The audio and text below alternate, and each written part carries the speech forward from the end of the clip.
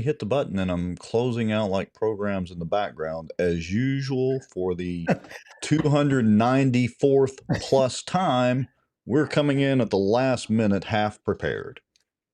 Hey, I gotta ask you, do we have a car? A car? Yeah, do we have a car with Well, if you've forgotten, you and I drove one off a cliff holding hands, about 100 and something shows back. well, I knew about that one, but I'm Okay. talking about a popo type car because I seen the show announcement and it looked like we we had a popo car. Well, I just can't leave well enough alone. We'll talk about some of that here in a minute. But, it's like I commented to her daughter, if you're digging the proverbial political hole, sometimes it's good to stop digging. Yeah, gosh knows we all have got that trophy. All of us, Yeah, everybody has that trophy. But do we ever listen to advice? No, that's most times we true. have to learn the lesson ourselves. But And I'm the world's worst about not listening to advice, not listening to what people tell me I should do. that's what makes life fun. It's the ride. You Yeah. learn as you go, right? Yeah, well, I mean, it's all going to work out one way or the other. Okay, let me Well, see if I. hey, I I think there's a lot going on in Benton, Bossier City. We got a little bit of everything. There's a lot been going on in Baton Rouge. Bossier City's been busy. There's a lot going on in Bossier City, and obviously Benton. I mean, good grief. Uh, It's non-stop drama. And right before the show, well, we kind of already knew about it, but right before the show, more drama got posted within like oh the last yeah. 30 minutes of the show. Oh, you So talking look, about Benton stuff? Benton stuff. It's a soap opera, just a non-stop soap opera. Well, hey, I mean, and the police jury, they're giving.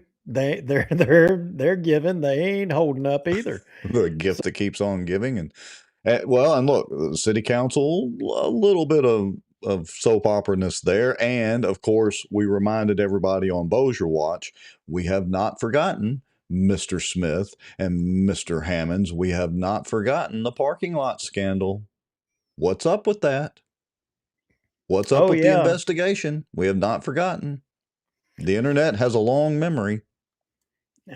Yeah, parking lot gate. I mean, and what happened to all the taxes? Remember all the taxes with the school board, the back taxes, and all that kind of deal? Yeah, and when there's some potential lawsuit threatened or something, I don't know. I remember all of that, but I can't remember where it all ended up. Well, remember we shot some public information requests off to the school board, and we got some documents, and supposedly there ended up over time there was negotiations and what have you, and so allegedly in January, City of Bossier and the school board came to some agreement, and they're supposedly in a meeting they have some mutual understanding, and it resulted in the city of Bossier not owing the school board money for taxes collected. I don't know. I hadn't took the time to go back and read it because actually there's been more juicier stuff going on than that. But Hey, it is wait a something we minute. need to fall We, back up on. Fall we back have on. we have breaking news from our good friend Mr. Marriott. Ruh-roh. Yeah, the lesser half of the Marriott clan, because of course Danielle is the better half of the clan. But anyway, Wes says the school board is in executive session tonight over the city tax deal. Should be resolved today. Hmm. Interesting. Breaking news. Who knew? How about that? See, I guess if I lived in South Bossier, I would know. Yeah, those Sobo people are on top of everything. And of course, Danielle says, the better half of the Marriott clan says, who knew Benton could be so interesting? I don't know if I would term it interesting. There's something else up there. Interesting. Yeah, that may be a good word for it. But Sobo's going to have to understand something. If they're going to start just, hoarding all the information as well too, I mean, at some point, Nobo's going to come back and turn against Sobo. And Be the North versus the South. Here we go it, again. I'm just saying, I don't know, people should pay attention to them things. It's just So we've the way the discussed this. world works. We've discussed this before. We're going to put the Mason-Dixon line at I-20, or where is the Mason-Dixon line for North Bossier and South Bossier? Where does that actually fall? Is it Barksdale Boulevard and Airline Drive? Where does that fall? Well, the problem is historically it's always been Barksdale Boulevard. There was the line, so the battle will actually take place between I-20 and Barksdale Boulevard, and so basically, you know, Donald Joy, Quinn, Waller, all the streets in there. That'll be the battle zone. That'll be where it'll be. Everything will be decided who wins. You know, the only bad thing about that is, I guess that puts me up in the northern deal. So I'm like a Bossier Yankee, I guess. Dadgummit. You're the Yankee from Oh, man. Novo, no Man. doubt. I don't know if I like that. All right. So yeah, so we're gonna, talk for a few minutes about Benton and all this other stuff. Oh, we've got a guest tonight. Who was our guest, and what are we going to talk about? Is it this eminent domain stuff? And I want to let everybody know, I spelled in the post that we made, I spelled eminent the way that I wanted to spell it. I did not do a typo on that or a misspelling. I spelled it Well, with the letter I. I'm certainly not going to be the spelling police on anyone ever. I'm not going to do that. I'm from Halton.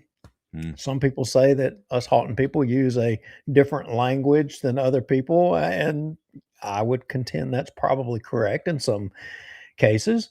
But hey, we're going to talk about. It's a big hot topic. It's not just a hot topic in Baton Rouge, but carbon capture sequestration, and as you know, that's a HB7 in the past few days has been a big that was a big deal, and this thing goes back a long ways. It goes back several years, and a lot of people, I hate to say, don't know the history or they don't know all of it, but I'm going to try to include them in a little bit further. And you may be watching this and you may be saying, you know what, I really don't care about that. But so many people are voicing their opinions on the subject, and they don't have a grasp or knowledge of all of the facts regarding everything. And we're going to try to fill in some of those blanks, because the same thing that applies here also applies to, let's just say, if I wanted to put a chiropractic clinic off of Benton Road in Bossier Mm. City. You know, government having the ability to determine what you can or what you can't do with your property, wherever it is, in whatever way. Uh, we're going to go through all of that, and we got Royal Alexander. He's a known, I hate to say legendary, because I don't want to fluff his ego, He could but be I mean, he infamous like us. Infamous. It means yeah, more than famous. exactly. But he's known for being extremely knowledgeable, and I know him from a long time back when he used to give the constitutional classes, and he's been on our show before on issues, regarding constitutional type issues, and the Supreme Court has dealt with this issue. There's a ruling on the books. The Louisiana Supreme Court has addressed this issue, and it's something that everybody should be concerned with, because government at all ends is and it doesn't. This ain't party politics. It don't make a crap if you're a Republican, Democrat, whatever. Government can screw you regardless of which way you lean. Um, but this is important, because the rub is a lot of times in the name of economic development. We all want jobs. We want our community to grow, but at what expense? What rights should you be willing to give up? And we're all seeing this play out right now. And people need to they need to know the talking points, is what I Well, think. I would say the talking point is real simple. You don't own your property. I don't care if you think you do or not. You don't. It's real simple. Don't pay your property taxes. See how long you own your property. And that's a little bit of a curvature away from the eminent domain topic. but it is related to it because you don't own your property either, apparently, if the government just literally wants to take it. And we're going to get into those details here in just a little bit. So, yeah, the short answer is you don't own what you think you own. You just don't. Yeah. So where do we go from here? Hey, Steve Stewart, see you in the comments. Royal is awesome. Yes, he is. We'll get him to talk about something. I think he's going to run for something again. You know, he ran years ago for Attorney General, maybe against, I don't remember who it was. Maybe he'll tell us. Buddy, it may have been Buddy Caldwell or something. I don't know. But I think he's going to run for something, and I think he would be. He should be somewhere, definitely. No, maybe he'll run for Shreveport mayor. That was the big April Fool's deal with everybody. Everybody's running for mayor. All right. Well, let's do a quick intro, folks. Y'all know the drill now. We're skipping the long countdown that we used to do, even though we kind of loved it. We're going to run our little intro ad here, about 30 seconds. If y'all want to, if you don't mind, start sharing out the show and doing all that.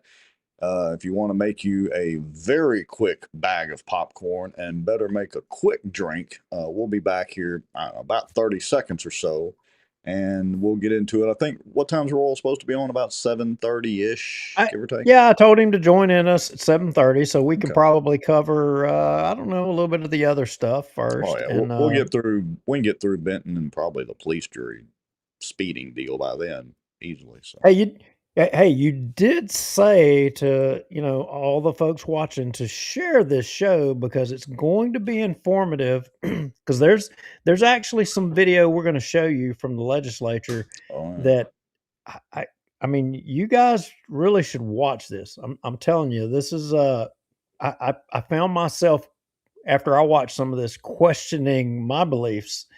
And after tonight, after you see some of this, you may be kind of scratching your head too. You really ought to share this one. All right, so here we go with the little intro and ad. We'll be right back, and we will start off with the soap opera in Benton. Here we go.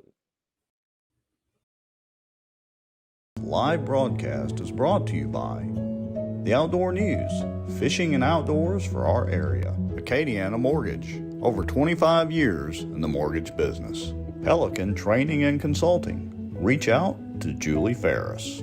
Smarter Geek, making technology easier. And folks sharing information and watching out. Now, grab your popcorn and a drink. Here we go. Ooh, we're right back. It's so quick nowadays.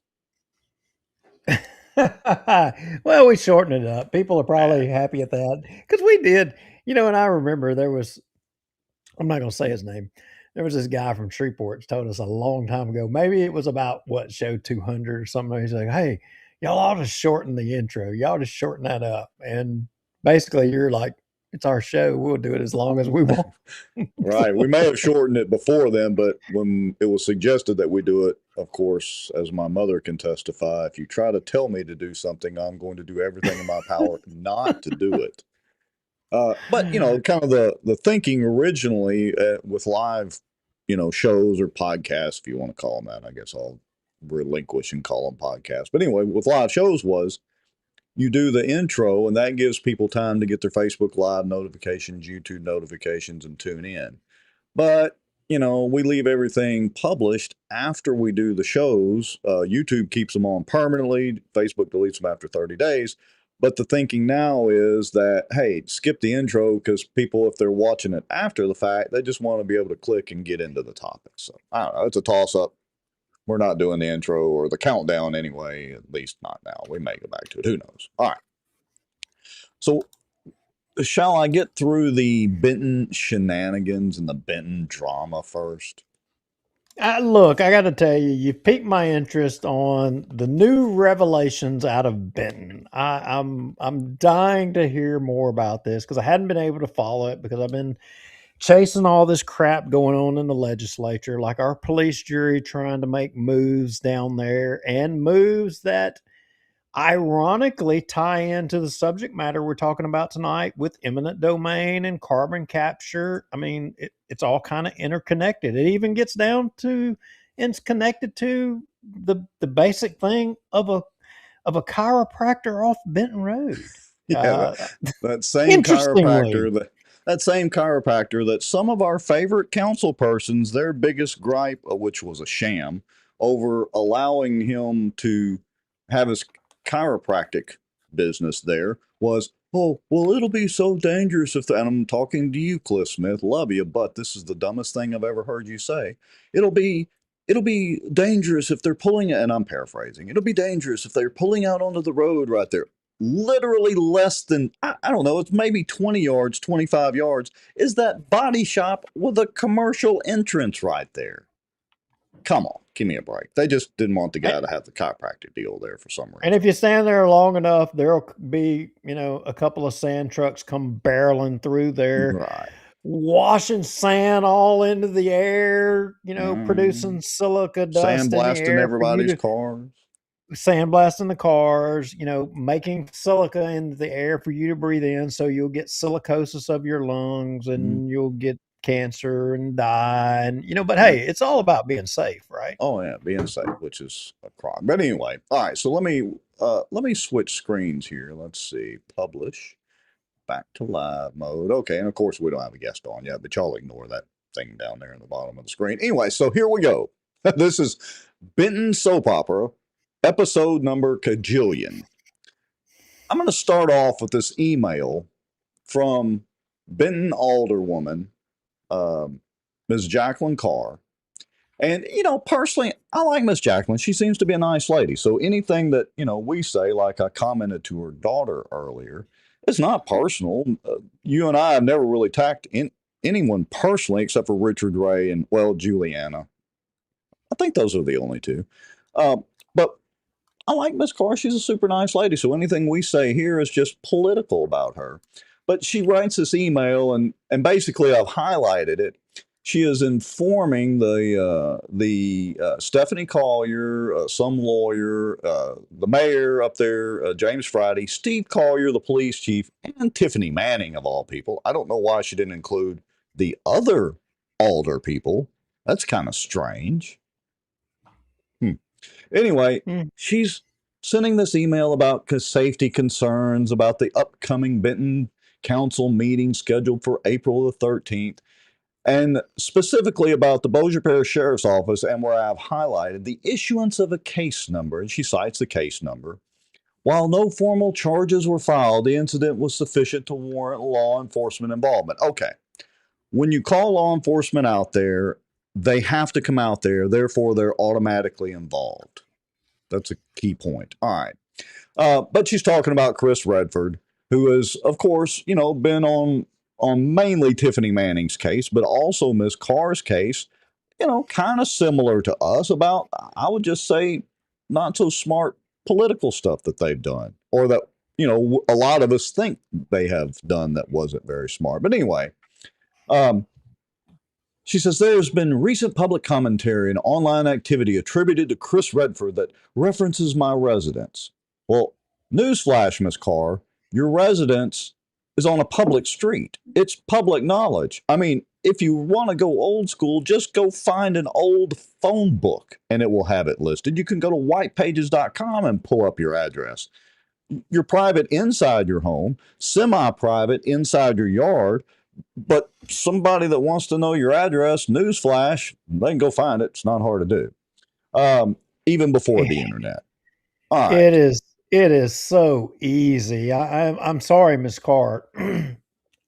I don't know anything about you, and I don't know anything about the situation, and I don't have a clue where you live or anything, but I could probably in about 5 minutes, I could on the internet, and I'm not saying just doing a Google search, I could go to resources and I could find your home address. Oh yeah. As a No matter of problem. fact, uh, oh looky here. I pulled up, but I was nice and blurted out. I'm trying to be considered, even though we don't have to. But looky there, there it is. I blurred all of that out. But it's her real address under there. Oh, and you know how I know her real address, Duke? Because I've never been to Miss Carr's house. No I idea. know her real address because the Bossier Sheriff's Department report, the investigative report, has her address on there. Guess what, Miss Carr? That's all public record too, including your phone number that's on that report. Just saying, it's all public record when you do that, and you're a public official. The standard of scrutiny for a public official, even though you're just an alderwoman for the town of Benton, you're not a queen, as your daughter alleges, even though you're just an alderperson, with all due respect, you're a public official. So the standard of people being able to comment about your political conduct is raised really high because of that. Now, maybe you don't understand that, and I know you've been an alderwoman, I think, for a couple of terms or whatever, and maybe nobody's ever explained that to you. But there are certain things in being a public official that you attach yourself to once you get elected. And one of Yep. those is the right for we, the tax-paying people, whether we're direct constituents of yours or not, we have the absolute right to question things that you do that concern public interest.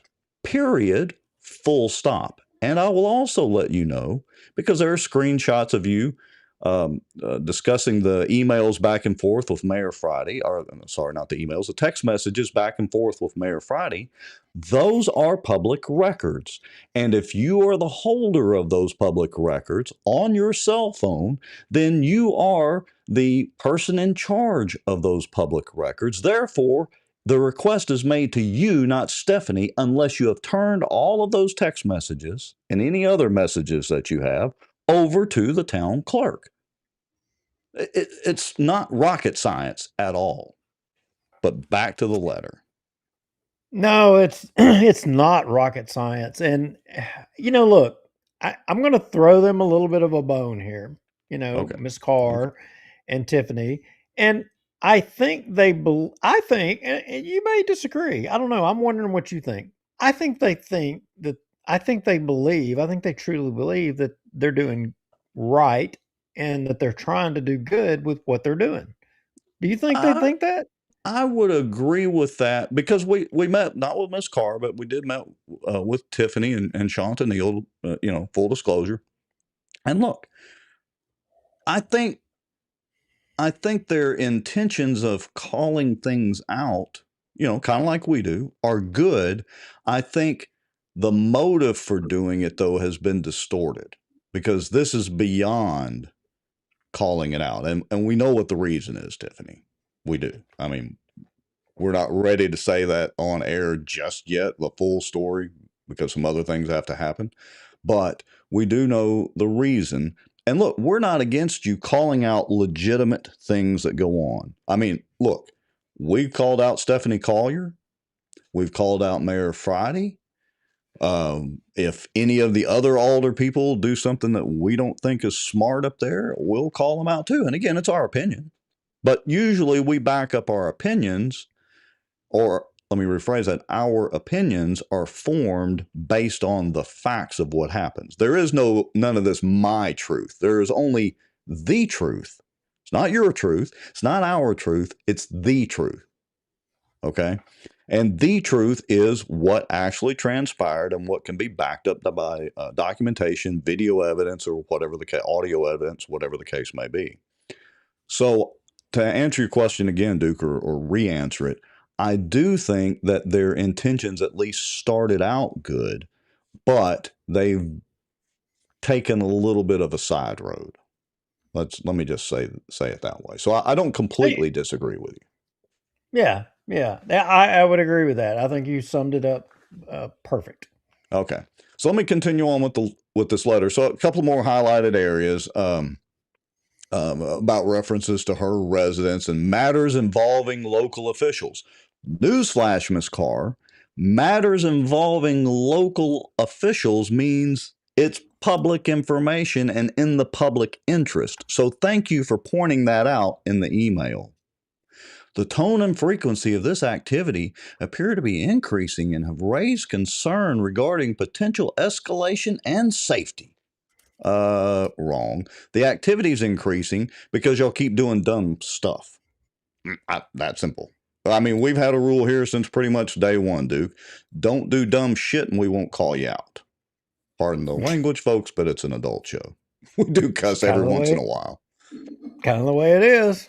And then the next highlighted area, I love this one. While I am not making any specific allegations, I believe it is appropriate to document this. Okay, so what does all this email have to do? Why is my dander raised over this email? And look, I was even nice and blacked out her phone number.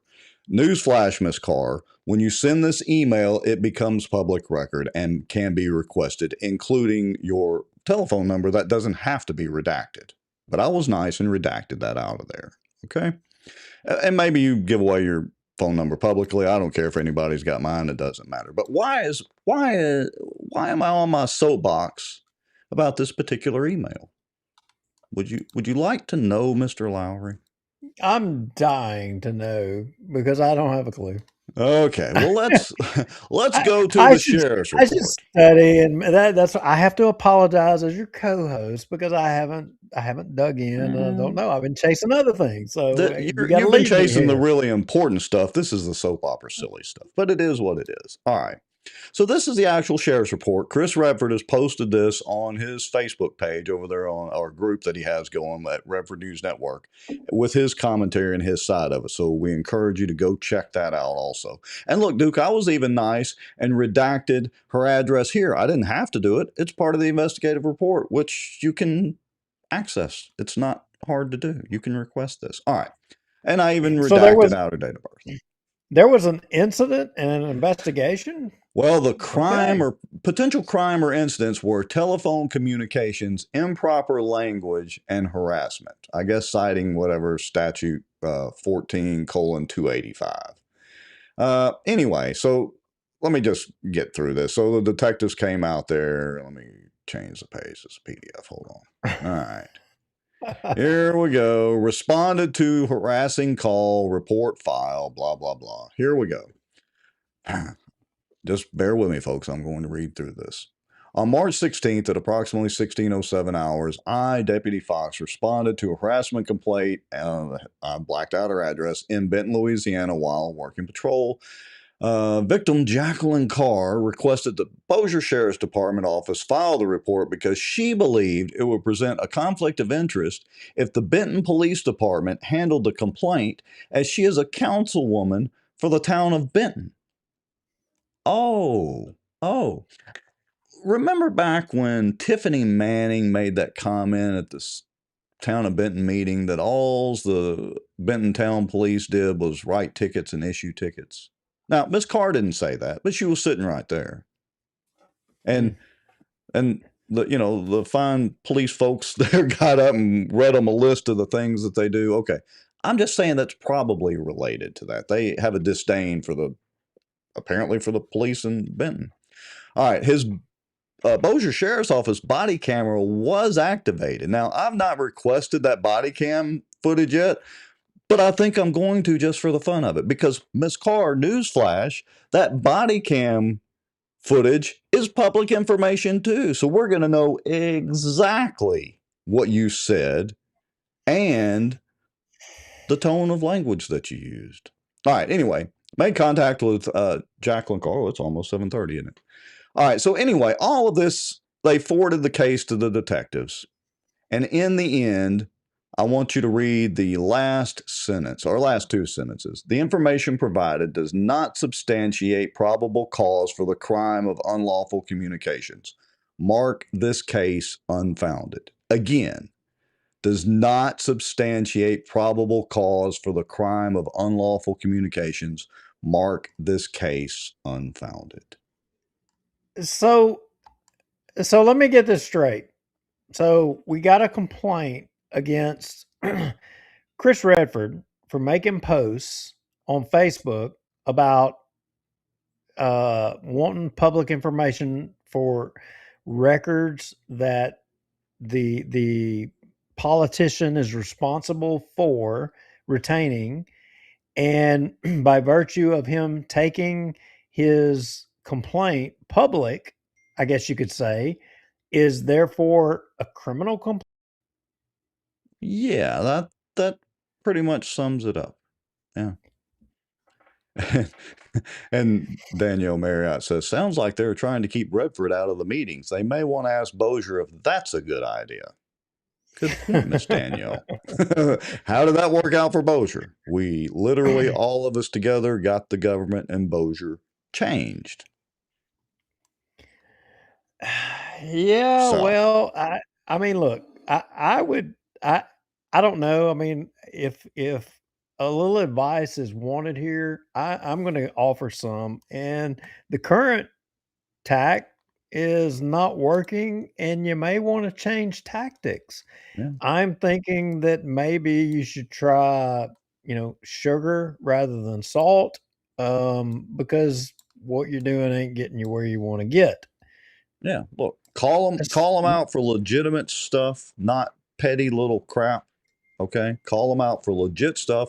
We'll be on your side and help you call them out again. All right.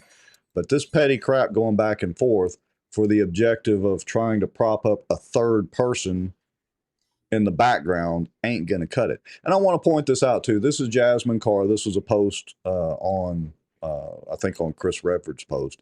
And so Jasmine is her daughter. We've shown a couple of text messages. I think she watched the show last time or time before last. But anyway, and look, I like Jasmine. She's sticking up for her mom. I get it. And she's being a little bit facetious here. But she says, how dare the queen refuse the relentless harassment of a Benton resident? One would think her crown was a target rather than a symbol. How dare she demand to be treated with respect? Look, Jasmine, your Wait a mama is a minute. nice lady. She might be a queen to you, but to us taxpayers, she is an elected official, a political person.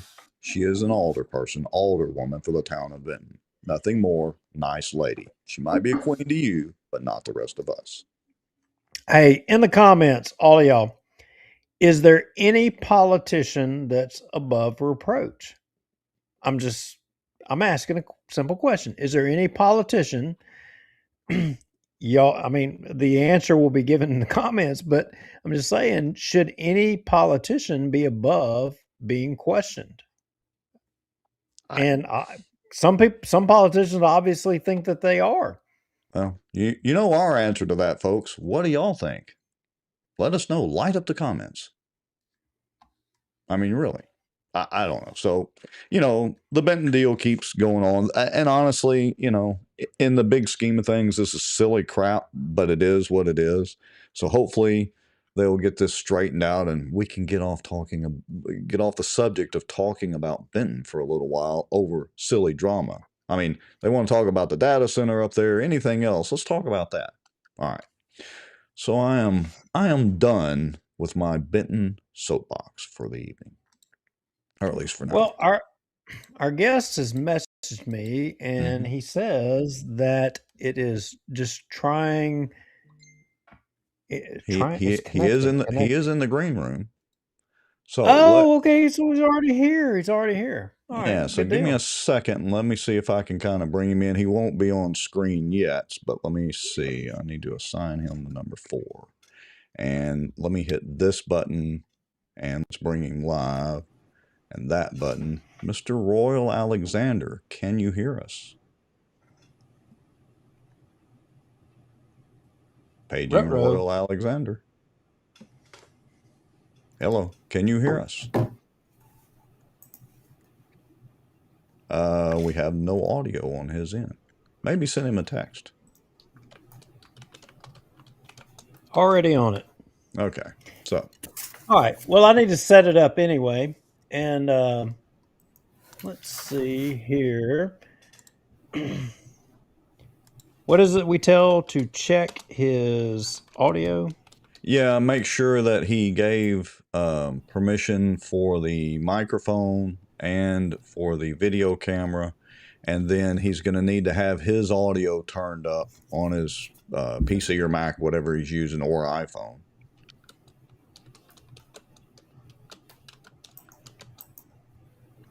Just a second, folks. Technical difficulties in a live show. It's not our first time. And while we're doing Maybe. that, let's see. Let me switch back screens here, so we'll come back to him as soon as he gets back on. Yeah.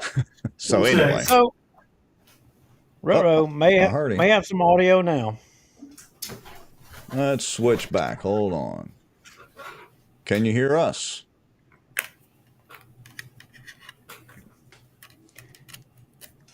All right, I'm texting him. We can hear you, but you Can can't you hear us? hear us. I just can't hear you. Oh, we can hear you great. Yeah, we hear you fine. All right. Maybe come. Is he on iPhone or is he on a PC or Mac?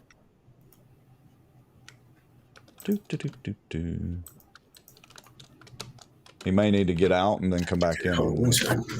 Okay. Hold on one second. All right. And so while Chris is busy doing that, I'm going to switch screens again, then we'll come back to him. I want to put this comment up. Jasmine Carr, Mrs. Carr's daughter, again, you know, she seems to be real nice, but, you know, she says, you're the one prolonging the silly drama. No, Jasmine, we're not. We are just amplifying the drama that's going on out there. It happens to be your mom, unfortunately, and I would argue mostly Tiffany, and then your mom's getting caught in the, you know, collateral blow up of it. I mean, let me say this. Here's the deal, and I think I would speak for all of Bossier Parish. While a lot of people may thumb their nose at Benton, at the end of the day, Benton is the town or the parish seat.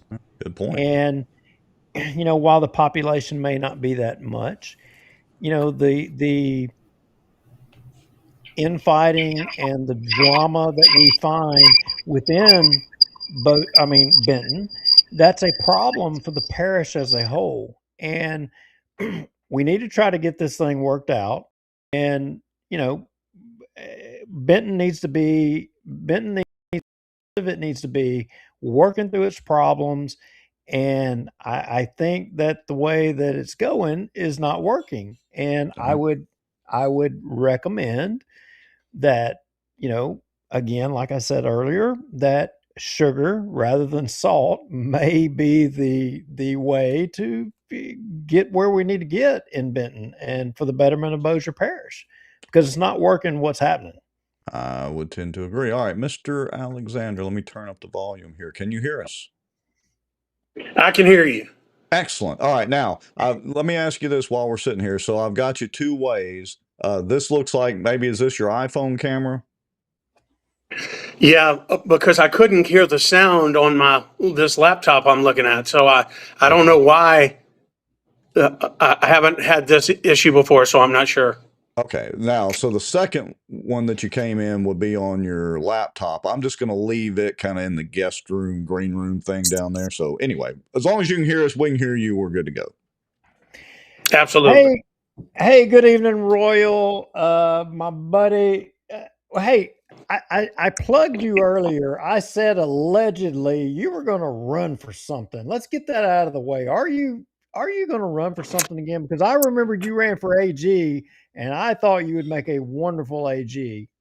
And that was a long time ago. And are you seriously going to try something again?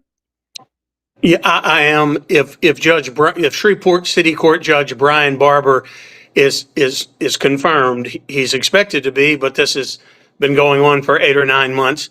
But if he is confirmed as the next U.S. Marshal, a Trump appointee, then I would run for that Shreveport City Court vacancy. So yes. Wonderful. Awesome. Well, and I would highly support that. But anyway, hey, I caught you off guard today, and I caught you a little flat-footed. And for those of you watching, you know, there's about 100 of y'all out there right now. I asked Royal to kind of opine, I guess you could say, on eminent domain. And as we all kind of have been hearing about CCS and carbon sequestration, and we know that a lot of stuff has been going on in the legislature, and it seems like eminent domain is becoming more of an issue out front. And it's an issue that the Supreme Court has dealt with before. And it was a case that not too terribly long ago. So it isn't really old. And I asked you to kind of opine on that, and what exactly were the findings at the Supreme Court, and how does that apply to people and their property and their personal property rights, and what was your conclusions on that, and what can you offer? It's interesting. I was living and working in D.C. for Congressman Rodney Alexander in 2005 when the Kelo v. City of New London decision was handed down. And I have to tell you, even then, it was widely criticized. There was a ton of backlash. About 40 or more American states, 40 of our United States, have taken steps to limit the effect of Kelo. And the reason for that is a very good reason. Because for the first time, under our U.S. Fifth Amendment and also under the Louisiana Constitution, private property, the framers of the U.S. Constitution were very clear that private property is one of the most sacred possessions and one of the most important attributes of citizenship, period. And so for the first time in the Kelo decision, and you're right, 2005 is not that terribly long ago, the city of New London, Connecticut, took a piece of land. They allowed the city to seize private land as part of an economic development plan and concluded that it could be a taking under the Fifth Amendment. What shocked me and lots of people was that in a 5-4 decision, the U.S. Supreme Court said that, you know what, we're going to allow the taking of private property by a private company, a private developer, a private party, and we're going to, for the first time, call that a public taking, saying that that qualifies as a public use under the Fifth Amendment. And as I say, it's still a valid federal hold. I mean, it's still a valid Supreme Court holding, but many states, over 40, have taken steps to be sure that that got limited and that private property cannot be taken. Now, let me pivot from the U.S. Constitution and what the Supreme Court did to Louisiana's Constitution. If it's arguably even stronger protection of private property in Louisiana. In Louisiana, under Article 1, Section 4, and after we talked today, I did kind of dig in, Duke, and property cannot be taken or even damaged by the government except for a public purpose, a public use, and for just compensation. But it has to be for a public use. And so what I'm saying is it can't be the predominant reason for the taking under the Louisiana Constitution cannot be for a private person or to transfer ownership from a private person to some other entity and call it a public use. And that's hugely important, which is why I do think, and again, I haven't followed the whole CCS issue the way y'all have, the way my brother Chris Alexander has, but I think this is a strong argument under the Louisiana Supreme Court that this law, if it ends up being signed by the governor and becomes Louisiana law, I think that it really can be challenged at court and make it all the way to the Louisiana Supreme Court. Let me ask you a question here, Royal, and clarify this for me and for our audience, and maybe for Duke too. But if SCOTUS has ruled that, basically this is the law of the land and that the government can do this, then how are the states allowed to restrict that? So let me paint the reverse scenario here, kind of the opposite end of the spectrum. Let's say I owned a private company, and let's say I wanted to try to get a government to use eminent domain to take over this property that arguably is for a public use, and the state tried to restrict me. Couldn't I elevate that through the court system, possibly get to SCOTUS? That's a great question, and here is the simple answer, Rex. A constitution can always give greater protection. It just can't ever give less protection than the U.S. Constitution. So here, the Louisiana Constitution would be giving greater protection than the U.S. Constitution does, and that would be allowable. That's how Louisiana will have chosen to give greater protection to private property than even the U.S. Supreme Court gives in the Fifth Amendment and the U.S. Constitution. And that is allowable. bill, and that is how it couldn't give less. The U.S. Constitution has always been considered a floor. You cannot ever give less protection than the floor of the U.S. Constitution and all those rights in there. But a state can give greater protection. Okay, excellent. Thank you. So, Yeah. so in the Kelo versus City of New London, and to try to say it in a little bit more simpler terms, because you said it perfectly, but for a lot of people, basically it was saying that it was permissible for a private business or public use. I mean, it didn't have to be that it was the government that was seeking to put a highway or to put a water line or to put a sewer line. It could be that a business that was going to create a job within an area could seek to do that through eminent domain, and that would be okay. That would be a approved form. That was basically what that decision said, right? It did. And what's so interesting about that, Duke, is it was in the city of New London, Connecticut, a lady, and her name was Susie. I read that case 2 hours ago, Susie Kelo. She had a piece of property and she didn't want to sell it, but it was advantageously located in the city of New London. And this local city government said, you know what, we're going to use our eminent domain power. We think, Ms. Kelo, that your property can be used far better for our city if we take it from you with our eminent domain power. We're going to pay you something for it and then give it to these private developers. We didn't do it for a road or a bridge or a railroad or all the things we, the three of us, would think about as being a typical use of eminent domain. What the city of New London did was take a private piece of, the city exerted its constitutional authority under eminent domain to say, we're going to take it from you, pay you something, and give it to these private people. We're not taking it for the city to build a railroad or for the city to build a bridge. We're taking it from you because we think if we give it to this private developer, that they can make better use of it for our local city. And the fact that the U.S. Supreme Court affirmed that, it was a close decision, 5-4, but there was a lot of backlash from it. And as I say, a lot of states have taken steps to give greater private property protection now than even that U.S. Supreme Court decision does.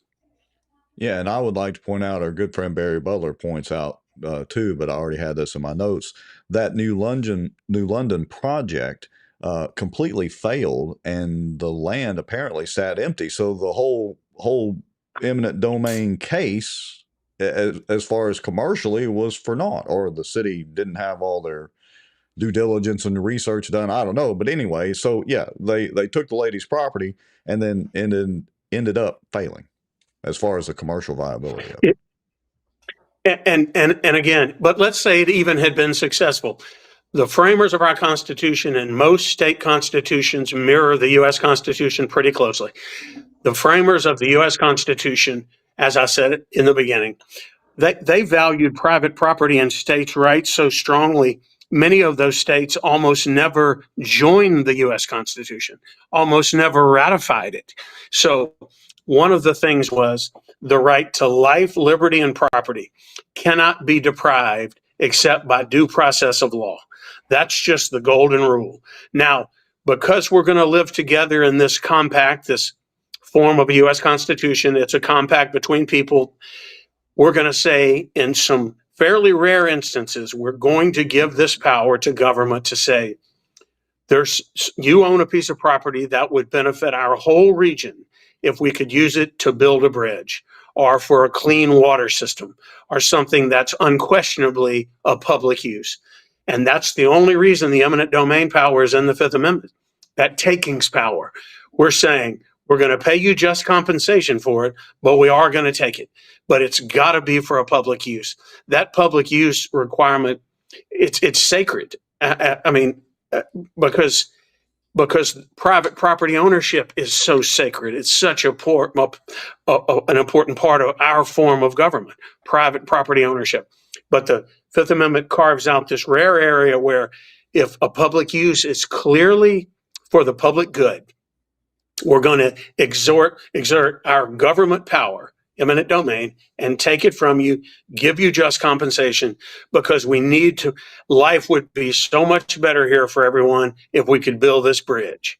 And for the greater good, we're going to do it. But that is not what Kelo versus City of New London stands for, fellas. And even, and Rex, you say it failed. I never went back to look and see, because that was about 19 years ago. But even if it were super successful, Rex, the standard of really the sacred nature of private property rights and ownership in this country, even if it were super successful, to me, it still wouldn't have been the thing to do. And the fact that I don't know what happened to the Supreme Court. I mean, Justice Stevens, John Paul Stevens, wrote that opinion, and he just said, essentially, a local municipality can determine this is important enough for, and they always do, where we're going to use our eminent domain power. But it's supposed to be for a clearly public use, for the City of New London itself directly, like those examples I gave. Not taking it from Susie Kelo and giving it to some private developers, because you know what? Those guys are going to develop it. They're going to turn it into a strip mall. We'll have restaurants, we'll have a movie theater and a clothing store, and we'll get to tax that new development, which will mean greater revenues for the city. And so what about your land, Miss Kelo? And that's why, as I say, there was a real backlash to this decision. Let me. So, Well, go ahead. what I was going to say is, and Royal, you were already kind of beating around the bush here and going, and I'm going to jump kind of back to the state constitution, that states were able to jump in there and kind of stiffen things up if they wanted to or not. And in specifically, I think the Louisiana Constitution, the terms that we're dealing with are public and necessary purpose. I think that's the way our state constitution kind of defines it. And when you juxtapose those terms against what we're seeing today, when you say economic development, or I mean, that's basically it. When we I don't know that maybe you can give another term, but economic development, is that a public and necessary purpose, by those definitions? I don't know. I struggle with that a little bit. And then I put myself and I think about it as if I were elected official, and I have a business, or I have somebody that's wanting to put something in, and they have the SCOTUS, they have that ruling in their back pocket to support them.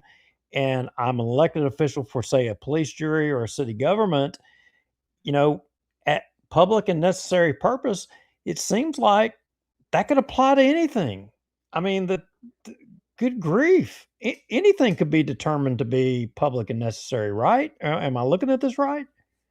No, you're exactly right. And what's interesting is that that's exactly right, Duke. So then it becomes in the eye of the beholder. Say in Bossier, since y'all are in Bossier, say the Bossier City Council and the mayor say, we want to exert the city's the eminent domain power, because we think the city of Bossier would do far better if we took, and y'all know the area better than me, someone's private piece of land and turn that into a roadway or something else. So and the city council all vote to do that. They could cite New Kelo, and that would be certainly a legal authority. But in this instance, I do believe the Louisiana Constitution offers greater protection. And I think the Louisiana Supreme Court the Louisiana Supreme Court knows this. It knows that, number one, a state constitution can give greater protection than the federal constitution. And number two, that really the terms you use, public necessity, do. And I read an excellent article and his testimony too, by Woody Jenkins. Woody was one of the actual authors of the 1974 Constitution in 1974. There's very few people who are more of an authority on Louisiana's Constitution than Woody Jenkins. And he was just unequivocal that this kind of thing, and again, just the principle of injecting carbon capture into land that's been taken from people by the state's eminent domain power. I just think there's far greater protection under the Louisiana Constitution, and I think it could very well lose. I think this state law could be struck down. It'll have to work its way up, and there's politics involved. But the Louisiana Supreme Court, to me, it's not even really that close of a call. I understand if we were, in federal court and we were tied directly and only to Kelo, but here in the state of Louisiana, our state has chosen to give greater private property protection, which is why I think if this lawsuit ends up being enjoined, an injunction, and then works its way up to the Louisiana Supreme Court, I think there's a good chance it could be knocked down. So let me bring us back to a little bit of a more local instance of potential eminent domain use. The I-49, continuing I-49 from North Shreveport, basically, and tying it in, to the southern part of Shreveport. And there's a whole I-49 corridor right there. Would that be a good example of a use of eminent domain to bring the interstate in? Because it's going to have to run, I guess they've got 3 or 4 potential routes or whatever, but either way, it's going to have to run in and over and through property. I do, Rex, and that's such an interesting point. That to me is a classic example of the use of eminent domain. It's clearly to get that part of I-49 from the best, and I appreciate the people in Allendale and even my own late mother were Catholic, and Blessed Sacrament Catholic Church is right in the path too. And as she has, the mother of the 12 of us has every right to oppose it because she wants to protect the church. But for your example, Rex, to me, that is a clear and classic example of the use of eminent domain. And that would fit under both the Louisiana Constitution and the U.S. Constitution. It's clearly for a public purpose. It's just like roads in the this year, 50 years of America, roads, bridges, waterways, easements for power lines, all those things are considered, Rex, to be classic examples of an acceptable use of the eminent domain power. And I do think, and I'm actually glad my sweet late mother's not here to hear me say this because she would flatly disagree, but I do think getting straight on through it it's not going to any private developer. Sure, some private corporation will get the contract to pave the road and build it, but none of that is being done for a private developer like Kelo or even like carbon capture in Louisiana. Here, the road's being done to make it easier for people to come in town or come from Arkansas or wherever it's going to hook up, Texas, and down through Louisiana, or come up from Louisiana and out of the state. To me, and that's such a good comparison, Rex, because I do think finishing the 49 connector is a classic example of a legitimate use of eminent domain. All right, so let me jump south a little bit then. This new proposed or potential toll bridge and toll road that's going to be in South Bossier and Shreveport and go across the Red River. Now, in your opinion, would that be a potential use of eminent domain? This is supposed to be a private bridge and toll road. That's a closer call, because the toll road is still a road. And if you're saying the reason for tolls, like, the 3 of us are pretty conservative people. It's like we don't want to pay taxes because we never really believe government gets the use out of our taxes that they take already. But the reason a lot of conservatives don't have a problem with toll roads is because they know every time they throw their dollar or the 50 cents or the coin in there, it's actually required to stay and keep that very road in great shape. So that's an interesting question about the toll road. It's still a road. Surely somebody will have to run it. I guess the city of Bossier won't actually be running it. So if a private, but in that instance, Rex, I still think it's closer to the classic use of eminent domain, because the road is to grant access. The primary point of taking it is not to let, if a private corporation is the toll company, and keeps up with it, makes sure the money gets paid. And that's not the main point. The main point there to me is the access from Shreveport to Bossier in a better road. So that's a closer call, Rex, but I still think it's probably falls within the eminent domain power because it is a road. Okay. Well,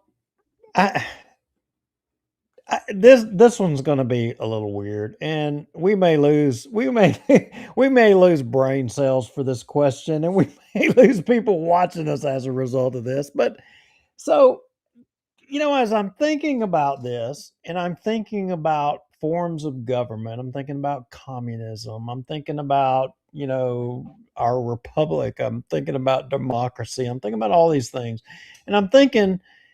Because before the show started, me and Rex were kind of joking, and he was saying, look, I don't know that I own anything. He said the truth of the matter is I don't own anything. Government can take anything or everything I have away at the snap of a finger, and that gets me to thinking about my existence. And I think about China, for example. I mean, this is Royal Alexander. This is Rex Moncrief. This is Duke Lowry. We're people with identity. And I think of people in communist China as just people who don't have an identity, and they have a form of government that exists that people don't really matter. What matters is as a Star Trek thingy, the collective, the Borg, and isn't that kind of similar to what eminent domain is? If government can just swoop in and take anything and everything, what's the point of all of this for all of us? And do you feel me where I'm going with that? I do. That's an interesting question, Duke. And this is the distinction I would draw.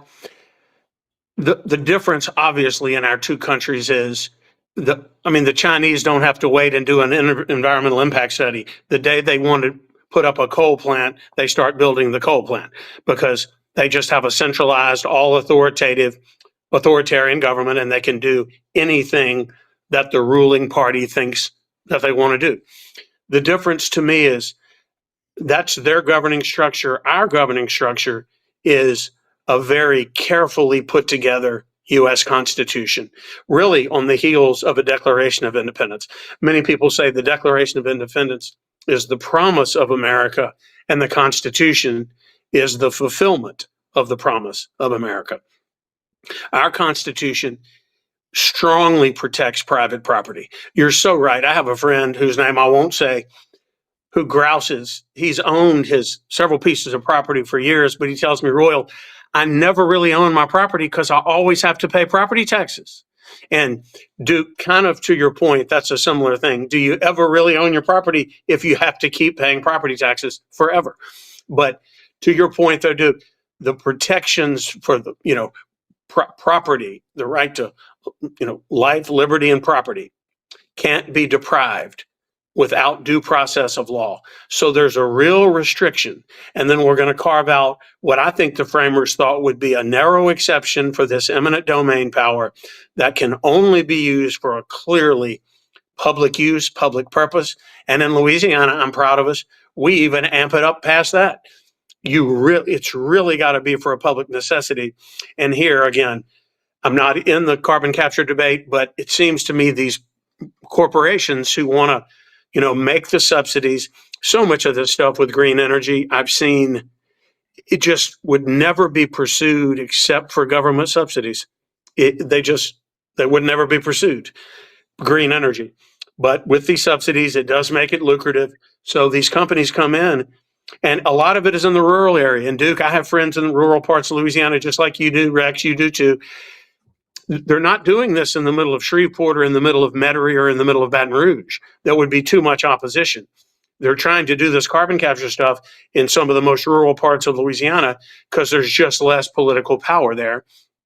So, but what I'm saying is, I think, Duke, to answer your question, I think we have a much stronger protections for private property ownership in our country than sadly China ever will.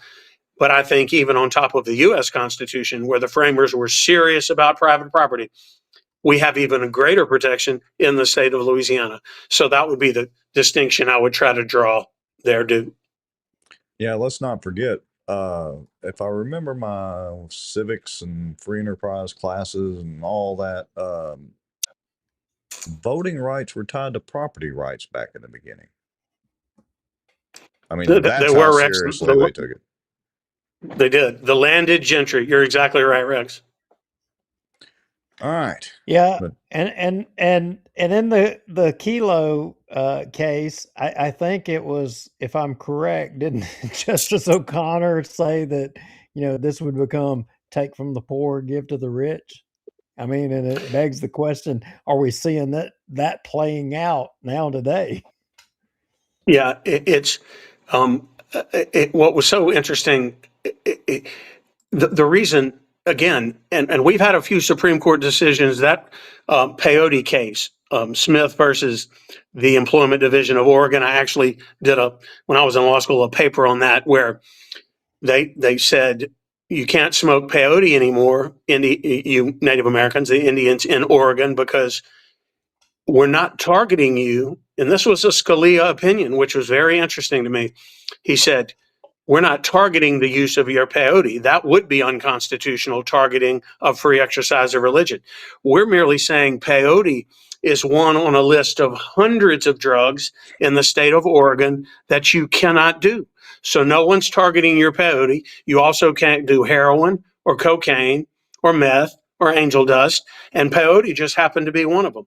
Well, what's interesting about that is the backlash from that decision made a bunch of states pass stricter free exercise laws in the same way that after Kelo, Duke, a bunch of states, and ours was already stronger. Woody was on that committee, Woody Jenkins, that drafted, it's right in Article 1, Section 4, the right to property in the Louisiana Constitution. So I don't, the Supreme Court's certainly not perfect, but this decision, but that's what I love. Again, we're a system of co-federalism, fellas. We know it's not the right, we know it doesn't apply, but the national government is supposed to be just equal and no more so to the 50 states. The two are supposed to be absolutely co-equal. And I do love when the federal government, here in the form of a Supreme Court, and again, this Kelo decision was not a constitutional right like the abortion decision. Once something's identified in the Constitution, then every state has no choice, which is why we were stuck with Roe v. Wade for 49 years. But this Kelo decision is merely a ruling based on a case that came up, and it said, under this, we're saying that a state can make this decision. It wasn't a straight up constitutional holding. That's why other states can go and say, sorry, Kelo Court, sorry, we're not doing that. We're giving greater protection to private property in our state, and Louisiana is one of those states. very interesting. Well, Royal, I appreciate immensely you delving into this last minute. I knew of all of the attorneys that I know, you being the constitutional exceptional person that you are, knowledgeable and all that. Even when I used to come to your constitutional classes, what was that? Was it a little Mexican restaurant over there in Shreve Island in that area? Yeah. You have a great memory. It's where Key Mexico is now, Duke, and it was during the days of the Red River Tea Party. Yes, that's right. That's right. Look, I was a fireman. I mean, I wasn't limited from that. Hatch Act didn't get that, baby. I could come to some classes, right? And I was coming over there. Absolutely. And Royal was just going at it. He didn't make crap who was there. He could care less. He was just talking about constitutional stuff, teaching people, reading through the Constitution and explaining. And, a lot of folks were empowered during those things. And, I contend myself to be one of those, and I appreciate that even to this day. That really makes my day, Duke. Thank you for saying that. And my wife says with good hair. You got good hair. Tell sweet Kara I said thank you. All right, brother. Thank you, Royal. We're going to keep Royal. going on this a little bit longer. Good guys. Good talking to you guys. Good to see you. Bye-bye. Bye-bye. Well, I definitely feel a little more educated after that segment. Look, Royal's on top of that stuff. He's kind of my go-to guy when I've got these kind of constitutional questions. I mean, you can always kind of depend on him. But So, go ahead. well, I was going to start kind of segueing into the carbon capture because he wasn't, you know, said he wasn't totally up on the carbon capture stuff. So my question to everybody, and look, y'all chime in the comments. I want to hear everybody else's opinions. Is the carbon capture, I would say boondoggle, but carbon capture sequestration, is that actually, could it be argued for the greater good of the public? And let me make the argument that I don't agree with, but let me make this argument that look, they're trying to reduce greenhouse gas emissions, blah blah blah, trying to help the environment, go hug some trees and rub some bunnies or whatever. And so because of that, it does have a valid public use. I mean, look, how do they treat Well, pipelines when they're going to run a pipeline through? Just I don't know. I don't know that you can contend that it is a public and necessary purpose if there is global warming or not, or because I don't think the verdict is settled, or it's settled science that we have uh, I climate agree, change. but That's I'm saying debatable. So I'm saying put on the, which neither one of us are lawyers, except sometimes we try to pretend we are on Facebook, but I'm just saying remove our bias, and I agree with you on global warming for a lot of reasons, such as the Earth was about 4 degrees Celsius warmer back during the dinosaurs, and well, there were no SUVs back then, but that's a whole other story. So I would argue, but if we remove our opinions and our biases, whether they're based in fact or not, from the equation and just look at it from a purely legal standpoint, that argument could be made and it wouldn't be a stretch because we know, unfortunately, that our legislators are the ones that let this vampire in the house. This is not like carbon capture sequestration got foisted on us by the federal government. Our state legislators allowed it, and our governor allowed this to happen. And now they're all running around trying to fix the problem they allowed in the first place. well, I'm glad that you said that the way that you said it, because I see several comments from folks. Did my audio change a little bit? No, you still sound okay. Okay. All right. So, like Cassie Rogers says, but who has the money to fight these people? Even our own government. A great question, Cassie, and which one I'm going to show you, because a legislator asked that question later. Um, you know, but Ann Price said, but the private companies will benefit. Jeff Sadow, he brings up HB7 opponents, said they would even consider job creation as a sufficient public purpose to all eminent domain. And Barry Butler says, since Trump administration has removed CO2 from the hazardous gas list, the argument will fail in court. That's a different part of this thing, but you have to kind of go back a little bit further in time. And, one of the things that Rex, you and I are good at are kind of putting some pieces together and connecting some dots. And this thing was kind of being cooked, and I know there's a lot of y'all out there. There's so many people that they want to just throw a rock at Jeff Landry, and I know y'all are going to say, "Oh, Duke's going to carry the water of Jeff." Oh my gosh. But I'm sorry to break all of y'all's bubble, and I'm sorry to make all of y'all mad, but this train started before Jeff Landry even came along. And how do I know? Oh, do How do tell. I how do I know that? I know that because there's video. Oh, and I'm assuming we want to go watch said video. I look, we're about making sure that people are informed and they know what's up and they know what's going on. So if you'll take us to replay and you've Mhm. look, see there, you're already ahead of I'm me. on the ball tonight. All right, let me see. I've already offended somebody. Uh-oh. Well, that didn't take long. Wait, Barry And- Butler says he wants Edwin Edwards to run again? What? I thought Edwards was dead. well, he's the PEC chairman. He's the PEC chairman now, so that makes Right. sense. Okay, I got you. All right. Anyway, so I want to take you all back to May 27th of 2020. Take y'all for a walk down memory lane.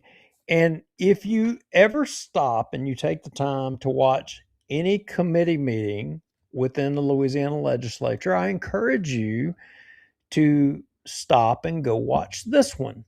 And just right here with what you see Rex has already put up on the screen, you'll note, and some of you may have already forgotten, look at the seats. All right. You got straps on the seat. What does that mean, Rex? A little COVID business going on there. Everybody stays socially distant. Some people got masks, some people don't, but they got limited in the number of people that can speak. There's a limited amount of comments that can be made. You got to be socially distanced and all that stuff. But interestingly, and I'll start out with one thing. If you look up in the top screen, just to the right of 527 of 2020, there's a young lady sitting right there. And I'm going to tell you that that is a friend of mine. I respect her. She is a great person and she has nothing but the best intent for the state of Louisiana. Her name is Polly Glover, and her name is she is a part of an organization called Restore and Retreat. And I met Polly at a natural resources meeting, another meeting regarding a wildlife and fisheries issue, and she is all about helping the Gulf Coast and all that. Good person. But the reason that I bring that up is because I'm going to make a connection and show y'all all along this video. And I guess we'll go ahead and jump to it, and we'll jump to SCR 7.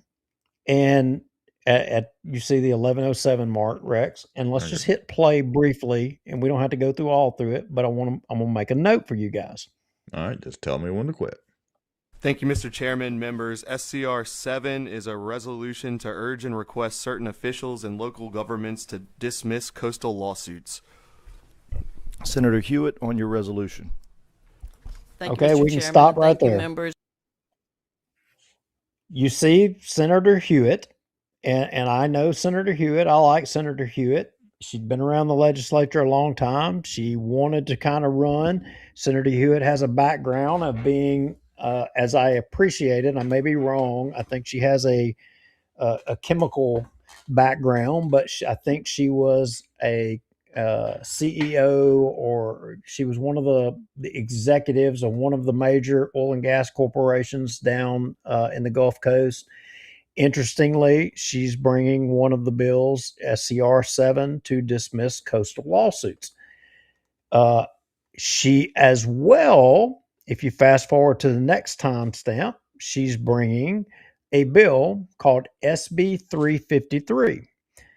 And SB 353 was the first or was the primary carbon capture bill. That was the first kind of iteration that came along. And we'll just kind of play right out of the gate just a little bit of it, and her describing the bill.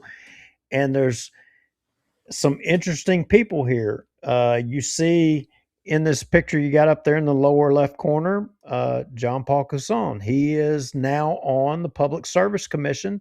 Hit play. Let's let it go for just a second. And I'm going to make some other connections for folks. 3 provides for, environmental control. Mr. Bosworth, on the bill. Thank you, Mr. Chairman. Members, Senate Bill 353 provides for carbon sequestration. Senator All right, Hewitt, stop on your right bill. there. Did y'all notice who that was? Is that Did you notice, Rex? the wildlife and fisheries guy? That's Tyler Bosworth. He is now the Secretary of Louisiana Department of Wildlife and Fisheries. Just it's pretty interesting, all the players here, and someone messaged me while we were standing here talking that Senator Hewitt has a background engineering degree, and she was the head at Exxon. I knew it was one of them. I didn't know which one it was. And so Senate Bill 353 was the first bill that kind of came along regarding carbon capture and going all this thing. And for the most part, this thing kind of it flew through committee here. Very few questions. I think there's one question I have highlighted. There was maybe one other question. The only opposition that I heard was from someone with the Sierra Club. They put in a red card. They didn't even speak. And for those of you that don't know, when you go to the legislature, and you don't even have to go, they got a way that you can do it electronically. And I encourage people to do that, to submit it electronically. But you can put in a green card, a white card, or a red card. The green card means you support, a white card means you're indifferent, the red card means you're opposed. And but there was a red card from someone from the Sierra Club. But there was one question, and this is why this is significant at this meeting, that was asked. And if you'll go to the 59:45 mark and hit play, and it was from Representative Lyons. Here we go. Lyons, on your question.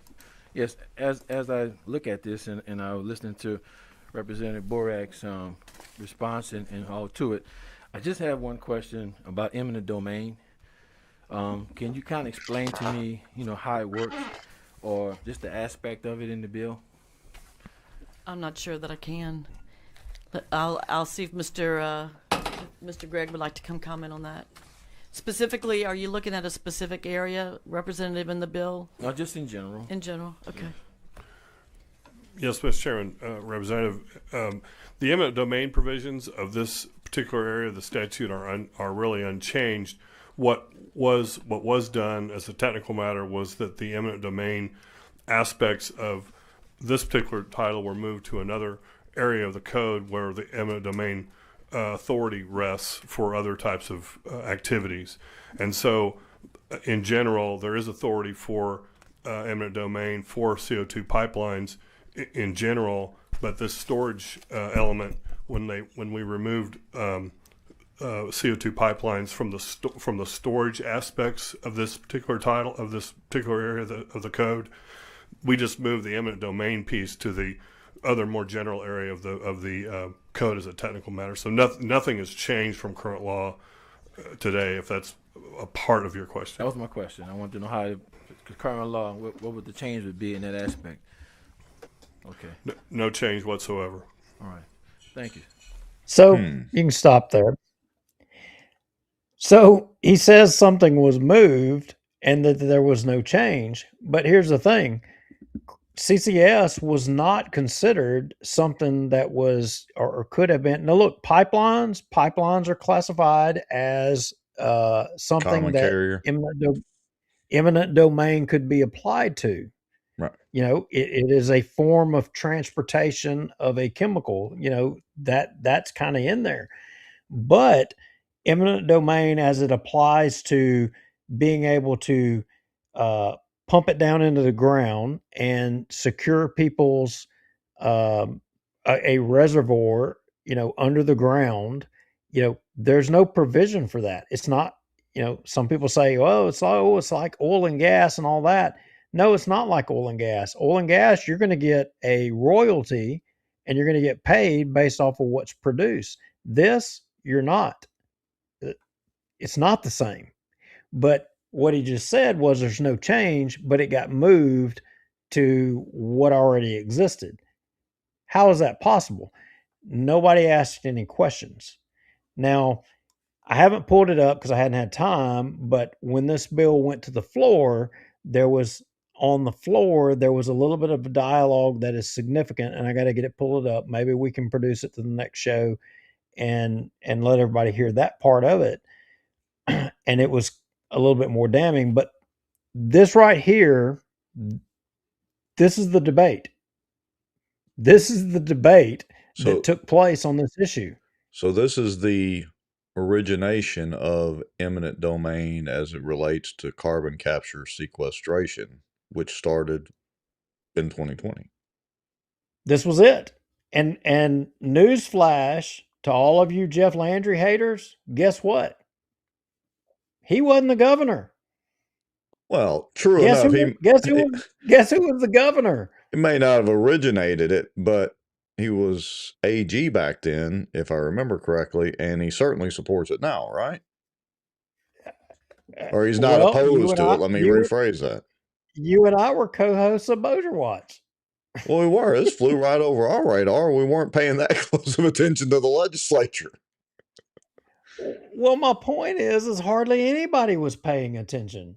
Now, nobody understood this. I don't even know that Senator Hewitt understood all of this. All right. So we got to stop there because I can't let this slide. I can't let that slide. I knew. I'm baiting you too, just so you know. I know. Here, soapbox activate. All right. What do you? I'm being a little facetious here, but what do you mean they didn't know about it? They wrote the bill. And I would argue we're amateur political pundits in Bossier. We're not full-time political elected politicians and bureaucrats. So it's hard for me to justify and give all of them a pass, including our good friend Danny McCormick and Chuck Owens and everybody else that helped facilitate this carbon capture sequestration along, albeit they're trying to do everything they can to fix their screw-up. But they have foisted this upon us. It didn't just come out of magical thin air. Well, I think the lobbyists were telling these people we need this. I don't think the legislators, they didn't understand it. They didn't know. They didn't know the questions to even ask. All they knew was they needed to be being pushed. I can hear Nancy Pelosi's voice in the back of my head right now, Duke. I can hear Nancy Pelosi and unfortunately envision her ugly face right now over this. Look, you lean on me a little bit for my political savvy and what have you. You've got Senator Hewitt. I don't know if she was the vice chair of Senate Natural Resources at that time, because I'm pretty Henskins may have been the chair, but she was very powerful. She was a former CEO or executive of Exxon, and she's carrying this. I mean, there wasn't many people going to be pushing back and questioning here. John Bell Edwards was the governor. He was pushing this. Nobody was fighting. Everybody was predisposed with COVID. You see the chairs blocked off. People were not on their game at that time. Everybody was on everybody. But I would say some business interests, they were on top of their game. They were taking seizing the opportunity. Yeah. Seizing opportunity. Is that fair enough? That's a nice way to put it. All right. So, but here's the other. All right. Yeah. Let's finish this because I could stay on my soapbox for a while. So let me jump to, let's see here. Which one are we at? Let's see. The next one up. 102, right? Yes. The establishing coastal zone management for crime. All right. Ready? Yep. Mr. Bosworth, please read the bill in. Thank you, Mr. Chairman. Members, Senate Bill 440 provides for enforcement of the Coastal Zone Management Program. Senator Fazy on your bill. So you can stop right there. There's not a whole lot. But at this same meeting, you had, and I know Mike Feasy. Mike Feasy was a delegate to one of the Republican National Conventions that I was at. He's a great guy. He just wants to do good for his constituents and, for the state of Louisiana. I like the guy. And, is he right in this bill that what he was establishing a coastal zone management plan? He was. Do I know all the details of why at that time they were trying to do that? I don't 100% know. But what I do know, interestingly, at the time. You see in the picture that you're seeing there, you see sitting at the table to the right of the screen, that is Louisiana Oil and Gas Association guy. And he was in support of this and pushing this.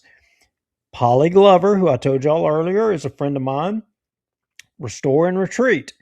She ended up opposing this, and she put in a red card. It's her up there in the left-hand screen. And, and then at the start of this video, we showed you, Senator Hewitt with a concurrent resolution about asking those parishes to drop their coastal lawsuits. So jump to the 212:58 mark. All right. And hit play. All right.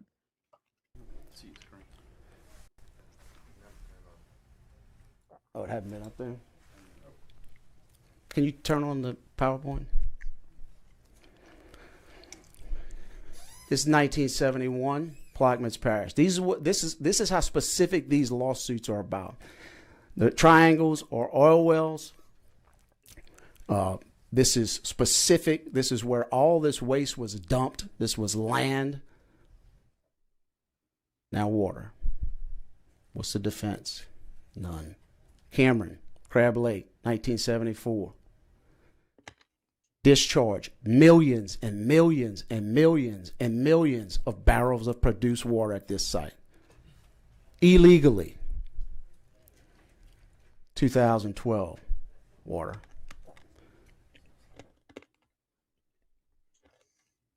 2010, Plaquemines Parish. Why is there land all around the site? We could say subsides. Why do we have this big hole? Because they admit they produced millions of barrels of waste and dumped it in this trapped area. Their admission, not subsidence. Some of it probably is subsidence, but that's not what they're paying for. The lawsuits are very, very specific. This is what, if you vote today, this is what you're going to be left. You're going to leave this. Today it is in the environment. This is what we're talking about. But they shouldn't clean that up. And under the law, they had the responsibility to pick it up when they left. And this is left in the marshes of Louisiana. Over and over again. Knowledge, go look at the Thumbs video. They knew going back to 1962 to directionally drill. In California, they drilled 11 wells from one spot, 1950. Research done by Texaco, Humble, Unocal, Chevron, Mobil, and Shell. They got bigger research centers than 3 times the size of LSU. They figured it out in 1960 for California and said, we know how to solve the problems of subsidence. We use saltwater injection wells. We don't discharge overboard, and we inject the water back. That's what they did.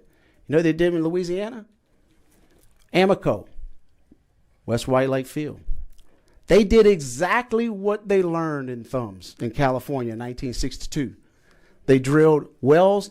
They dredged one canal and drilled all these wells directional. You know why? Because it was their property they owned. Let's go to property they don't own. So this is property they don't own in West Hackberry. What did they do? Dredged a canal. Every well. Didn't directionally drill. What happened? Land loss. What happened? Didn't inject the salt water, didn't inject the waste, discharged it overboard. Did they know? Yes, they knew. Shell Oil Company admitted they were violating the law in the coastal zone. Admitted they violated the coastal laws in the division. Knew there were going to be problems. If someone actually wakes up, we will be held responsible. But we are saving the money today. That's in their own internal memos. Thousands of these memos. I wish I had time to go through each one of these. You want to know why in Texas? All right. You want to know why they're going back to Texas? Because he goes forever. Oh, But man. Now, let me ask you a question. I teed that all up for you. Did you draw any conclusion from all of that? Well, first let me react to, I've seen some of that firsthand pipelining in South Louisiana. That's a drop in the bucket. That's a drop in the bucket towards what's still in the ground in Louisiana. Pipelines that we dug up and replaced. I mean, you would not believe. All right. Yeah. Hold up. So let me get that off my What are chest. what are we talking about right now? All right. So we're supposed What to is be the talking main about topic we've been talking about tonight? carbon capture sequestration, CCS. And what part of that issue have we been talking about? Eminent domain, the taking of public property, or taking of private property for public use. So if I was able to take this property via eminent domain, would I have a coastal lawsuit anymore?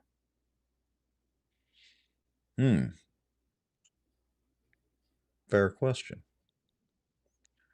I guess really not. No. I'm just a silly boy from Bossier City. I don't know. I've never lived in South Louisiana or the coast or whatever, but I sure know that a lot of this stuff is sure going on down there. And this one meeting in 2020 just kind of, I got to tell you, I don't know. It just kind of put some things together, and seeing this really made me ask some questions.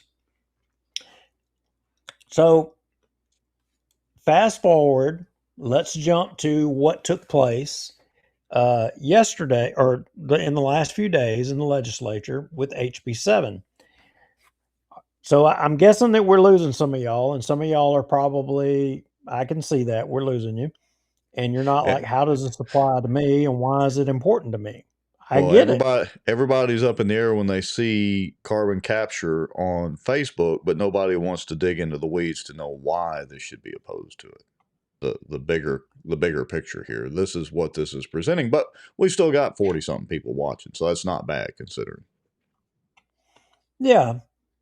So let's fast forward to what took place, and I promise y'all, I'm going to bring this full circle to what took place or what's going on locally, because you've got in Bossier City and with the police jury, you've got things happening that all of these questions, all of this issue, it's all germane. It all works together. So let's start off at the 130 mark. I think that's the first mark that I've got. And the vice chair, interestingly, is a guy by the name of Joe Ogeron. He's been on our show before, Rex. Yeah. I like Joe. I talked to Joe last week. I think it was last week in Baton Rouge. We had a pretty good little conversation.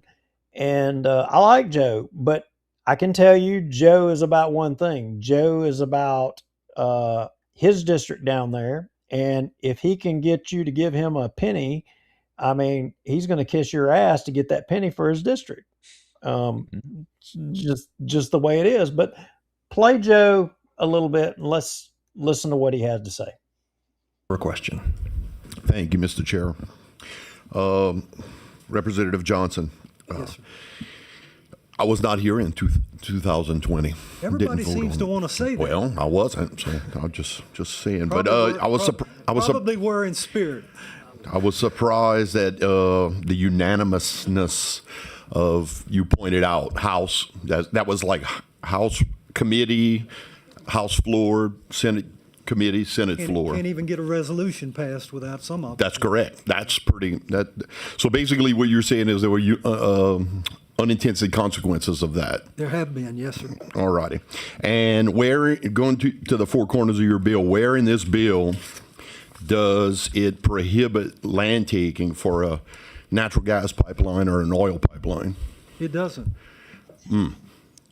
Those aren't the same thing as carbon capture. In your mind and most people's mind, it's not. If it had been, they wouldn't have needed to have us pass this law Gotcha. to specify that they were different.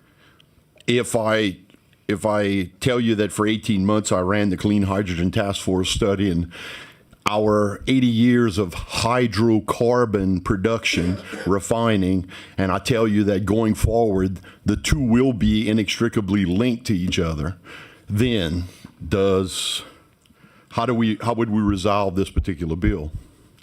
If that is how it plays out, If you say it's one and the same, then voting for this bill won't make any difference. It's all the same. So you don't need the law that we have currently. No, I'm talking about carbon dioxide sequestration will become part of our hydrocarbon.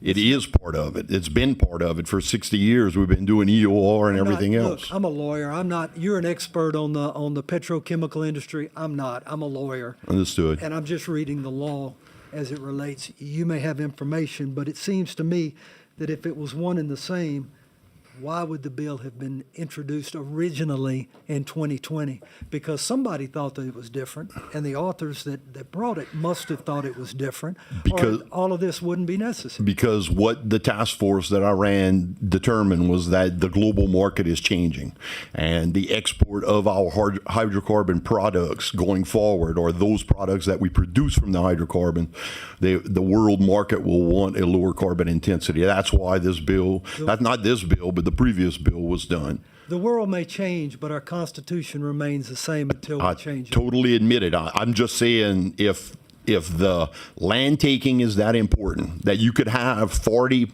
landowners and 39 of them voluntarily sign and one of them doesn't for an oil and gas pipeline, and if carbon dioxide is that one person says they can't do it, then you should also amend the bill to be able to make it for oil and gas not being able to do it as well. Would you like to make that amendment? I am not going to make that amendment. Then I will not either. That's all the questions I have. All Thank right, you, so Vice you can Chair. stop. That was actually good. That was good. So interestingly, he was on a task force about this stuff. I didn't know that. Now I'm gonna challenge you a little bit. We got to go to the notes, and I have a link to a Facebook thing in the notes. The first one under House Natural Resources and Environment. And I want you to go to that link and pull that up. Now let's see here. Hold on, let me find it just a second. Just a few minutes ago, I showed y'all the 2020 video, and Polly, remember me talking about Polly? Polly's a friend of mine. I love Polly to death. She's a great person. She is an advocate for Louisiana and especially the Gulf Coast. I mean, there's no better person. She is a great person that is just wanting to do the best she can for the state. I don't know what else I can say.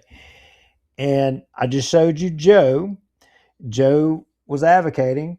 Well, there you have, with Restore and Retreat, you have Joe Ogeron right there. He's an advocate for carbon capture. And now you've got Polly. Polly put in a red card. How is it today that this is a pair? Well, it's a pair because, and how is this working together? Because a lot of money is going into down there to coastal restoration, which that's all good, right, Rex? Ain't that what we want? We all want coastal restoration. Don't make me get on my soapbox about that because it involves the Corps of Engineers, but I digress. Go ahead. Yes, I will agree. But where do you think the majority of the donors for this coastal restoration and this money is coming from? Who do you think is kicking in the most money? And who do you think is putting all of these pieces of the pie together the biggest? In which my next link, just below that one in the notes, is one organization. And I hate to be trying to put black helicopters here together, but Ducks Unlimited.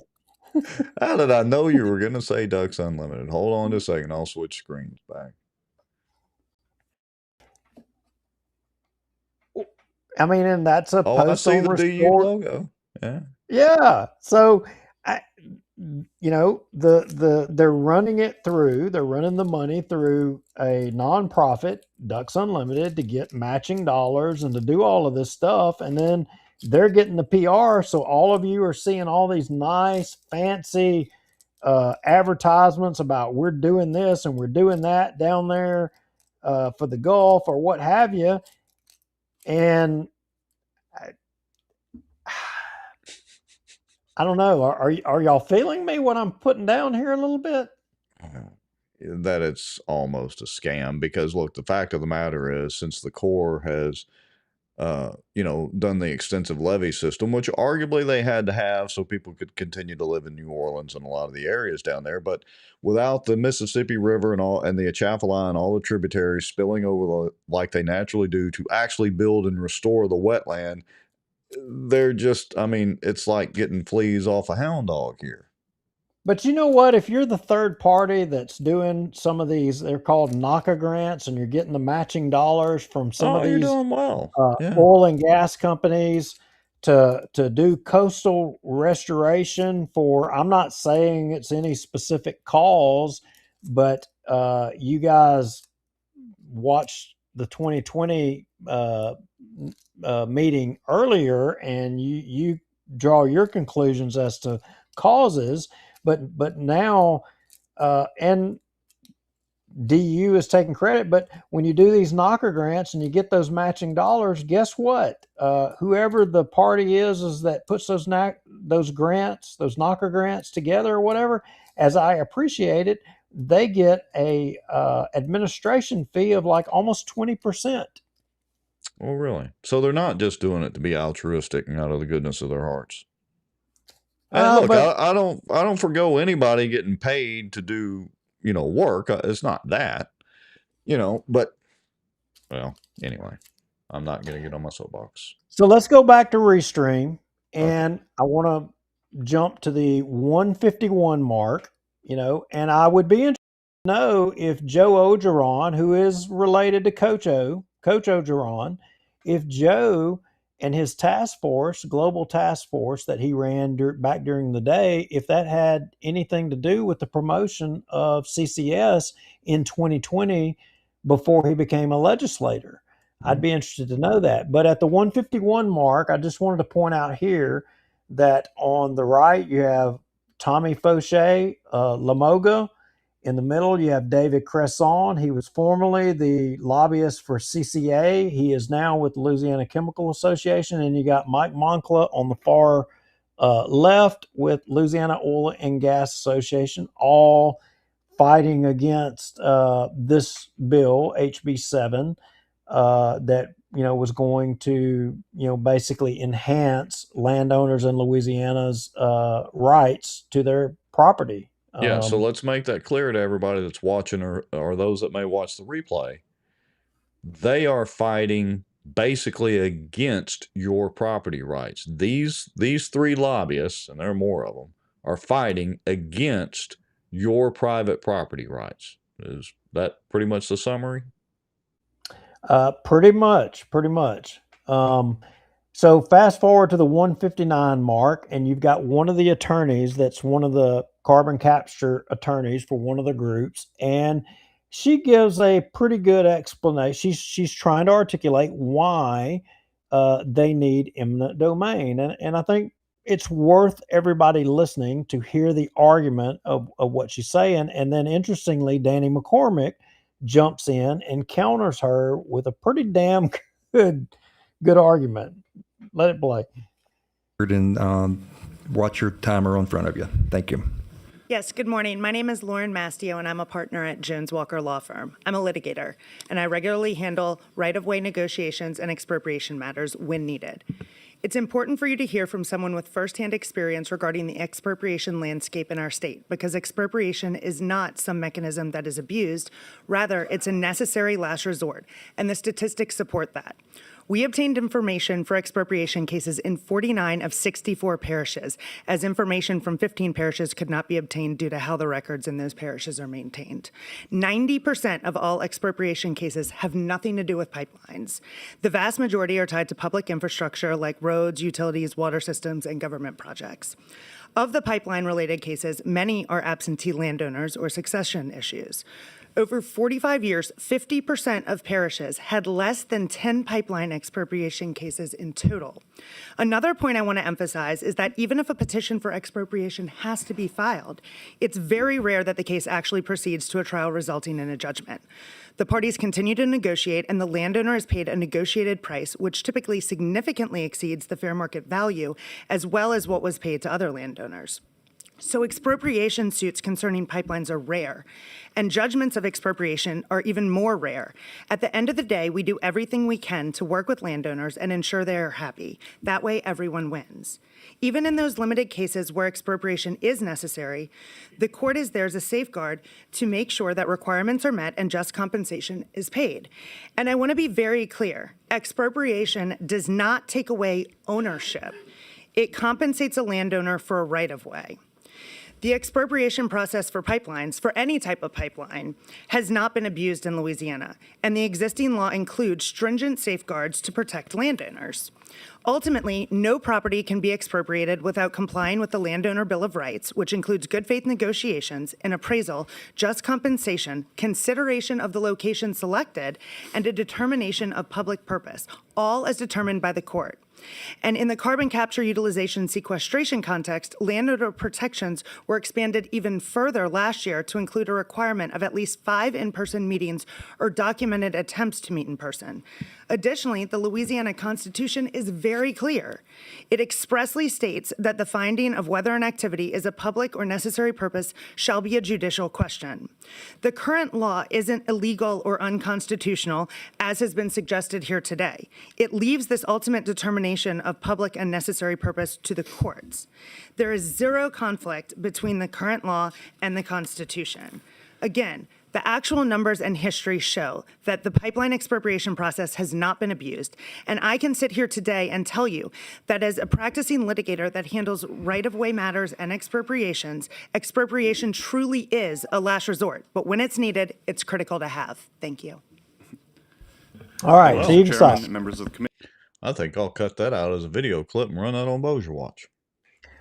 Well, I mean, you know, she was on point, and I don't know that a lot of what she was saying was right. But let me tell you, was wrong. I'm not saying anything that she said was wrong. I think everything that she said was probably on point. I'll give you a story, and then we're going to give Danny McCormick a shot at it. So, my place, my crawfish farm, right? Mm-hmm. So there's a pipeline up there. And I remember when that pipeline was coming through and it came up to my property, they contacted me. They were going to come through there and they were seeking right away. And they came through and I said, well, okay, well, I do a crawfish farm and you're going to come through my property. Will I be able to do my crawfish ponds after that? And they were like, well, no. And I was like, well, okay, well, then let's see here. So that means that you're going to buy my crawfish for the rest of my life, whatever that number would be determined to be, and because I'm not going to be able to do crawfish more, and we're going to have to do dirt work to rebuild my ponds that I had laser leveled, and I did all of this. And I presume after they did the calculations and the math, you know what they did? They literally rerouted their line and went literally around my property. I wouldn't changed the course and direction and went around my property. So they knew that I wasn't going to just take it. They weren't going to be, but the point is, this lady, and McCormick gets on this here in a second, most people don't have the money and the ability to fight when the landman comes to you and says, well, we'll give you $5 for being able to cross your property, or you can go to court and we'll just expropriate it. We'll get a court order for you to give it to us. And he's 100% right. And they're just kind of glossing over this fact and they know that people can't fight them. And, or very few people can. All right. Well, let's listen to Mr. McCormick. Thank you, guys. Let me ask you this question. You were talking about the succession issues. If we put an amendment on these bills, taking the succession issues out, would you support the bill? I think it goes beyond the succession issues. So really, that's not really. I mean, we talk every time we have this discussion. We talk about the secession issues, which is a reasonable problem to me. I can understand that, but every time we ask the question, nobody yet had said they would support the bill if we took it out. I just wondered if y'all would. I don't think so, because the problem is beyond the succession issue in very, very, very rare circumstances.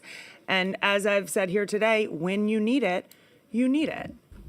Do you really, and this is another thing we constantly deal with. Eminent domain is used as a hammer to hold over these people's heads, saying, all right, we have eminent domain. If you don't want to sign these papers, we're going to hit you with this hammer. Do you not really know that goes on out there? Are you really unaware of that? And Rep. McCormick, it is certainly stated, but there are numerous protections to landowners in this entire process, some of which were just instituted last year, additional protections specifically for CCS pipelines. So while it is stated that, yes, because the law requires us to tell you when we send the letter, that's a requirement of the law that the expropriating entity says why I can take your property, and lay that all out to them. And then they're subject to additional protections and time frames before even an expropriation suit can be brought in court. And then the ultimate protection is they're entitled to a jury trial for the compensation that can be paid to them for their property. And so you think it's reasonable? We had testimony earlier that it would probably cost the landowner somewhere around $100,000 to try this case. You think that's reasonable for most landowners small landowners are dealing with this? I would respectfully disagree with that figure. In a multitude of scenarios, we have landowners who seek the assistance of legal aid. I know the Southern Law Center is one where many landowners go and seek. I gotta go put on my hip waders for this shit. Well, there's also, most people can't qualify for legal assistance in that. I mean, that's she's blowing smoke right there. Yeah, but that's nuts. Danny ends up addressing stranded reserves. We can jump ahead. Now, there is an issue in here. Treasurer Fleming, he actually got up there. And something I want to point out, I didn't see Bill Cassidy. I didn't see... hello, Julia. Julia Letlow. I didn't see anybody else up there. The only one you saw there speaking against carbon capture was Fleming, and they even kind of challenged him. One of the representatives kind of went after him, and he stood his ground. And we don't need to belabor it or go through it. We can if everybody wants, but we can share the links. I guess is how we would do it to those hearings if they want to. We'll share the links, and I'll try, if I have time in the next couple of days. Usually when I say that, I never get it done, but I'll try to chop these up into some vertical format video clips, that are easy to watch on Facebook, where people don't have to jump through here, but we'll share the links out to them. Yeah. But I would contend that for anybody that this is your issue, to determine your vote within the Senate race, in regards to the candidates, if carbon capture is your issue, this moment right here of former Congressman Secretary Fleming speaking on it, I mean, he may have had a vote while he was a congressman, regarding carbon. He challenges that, and he articulates what exactly took place in this hearing here. But if this is your issue, he was the only one that showed up on video in person to state his position right here on the issue. If this is your issue, this is your guy. Let's listen to him.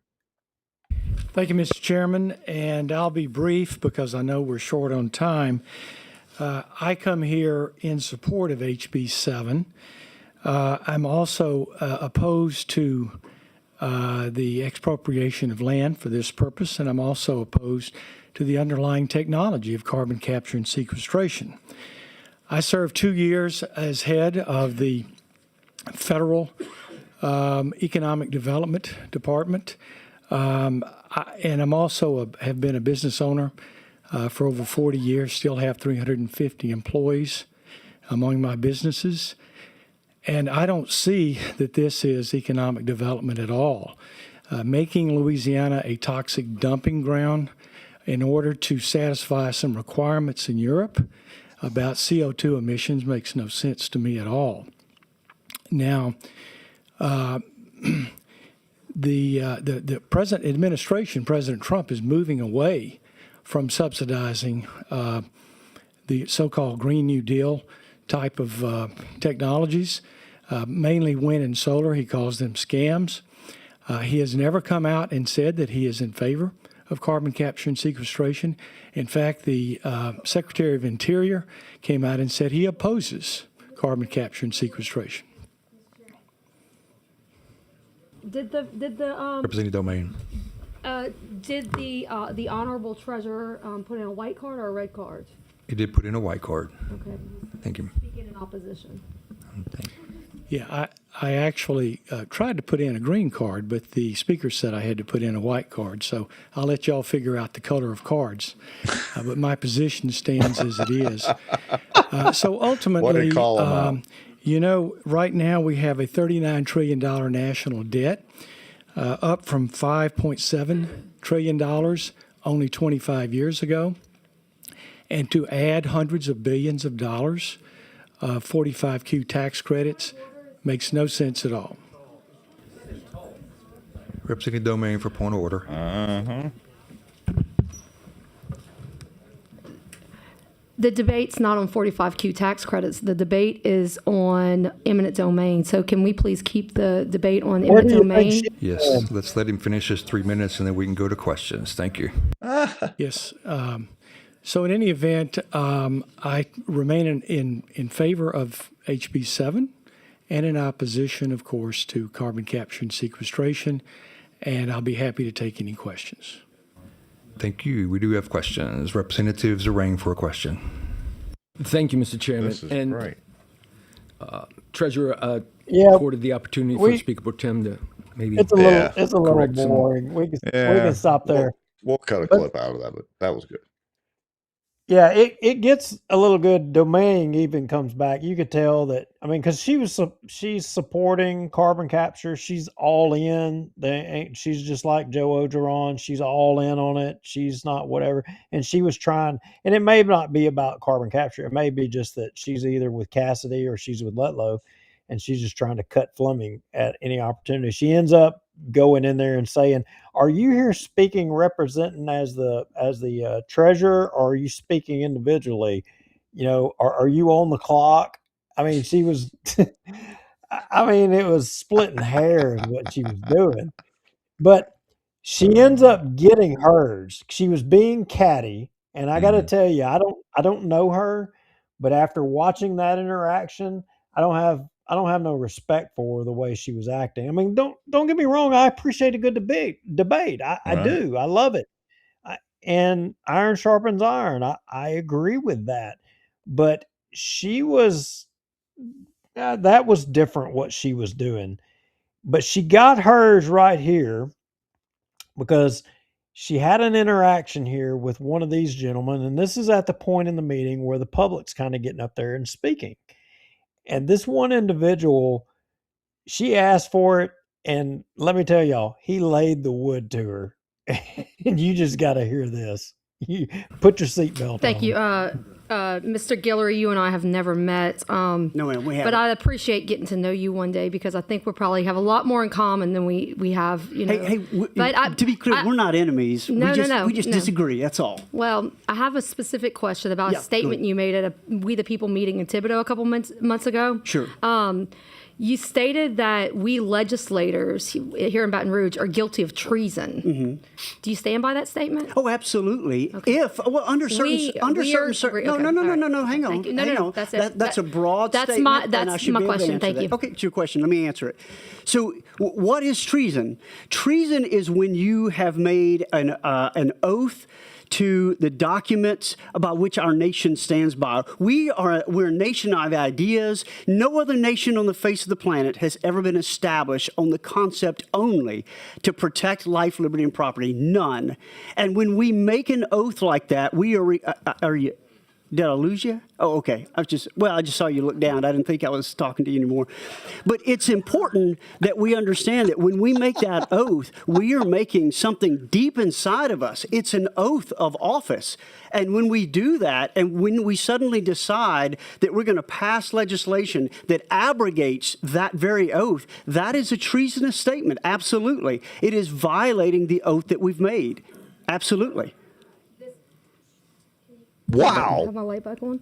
This is not a question. My questions are finished, but just to clarify what is transpiring today, we're getting an education on the Constitution, an education on the Bible, and we as a body have also been accused of treason. Thank you. No further question.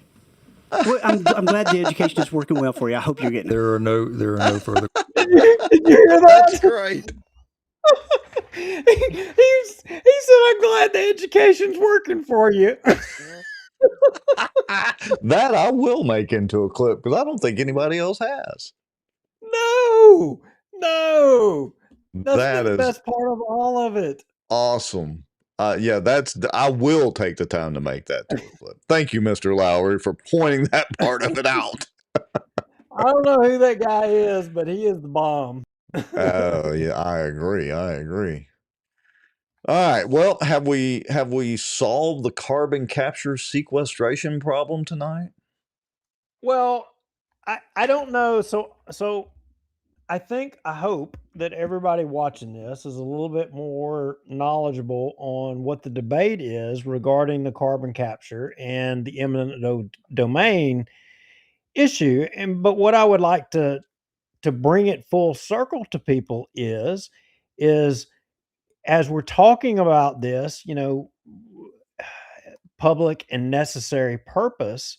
I mean, government, both local, state, federal, we face that every day. I mean, let me ask you this. Is healthcare necessary for everybody? Well, it is the right to pursue or the pursuit of life, liberty, or happiness doesn't really mean that you're going to get it. Well, I'm just saying, but isn't healthcare necessary? I mean, energy to drive your car, gas and oil, obviously that's necessary because expropriation or eminent domain is okay for that, but healthcare isn't. Healthcare is necessary public purpose. So I'm just saying to those of you that are opposing an individual who owns property on Benton Road wanting to provide a necessary service in healthcare to the public by form of a chiropractic clinic.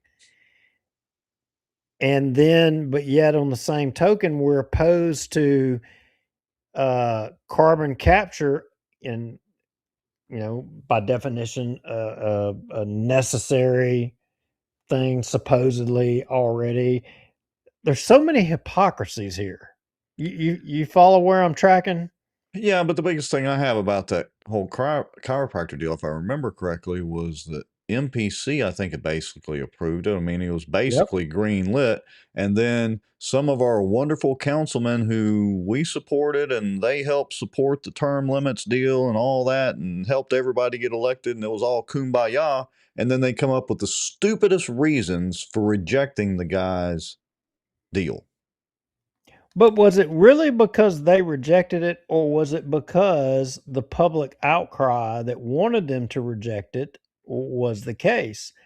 So I would argue that's part of it too. And, look, Miss Ruth and I differ on this, and I don't think she's in the comments tonight or she would have lit me up about the Bossier Parish Police Jury speeding trucks. But, we differ on this.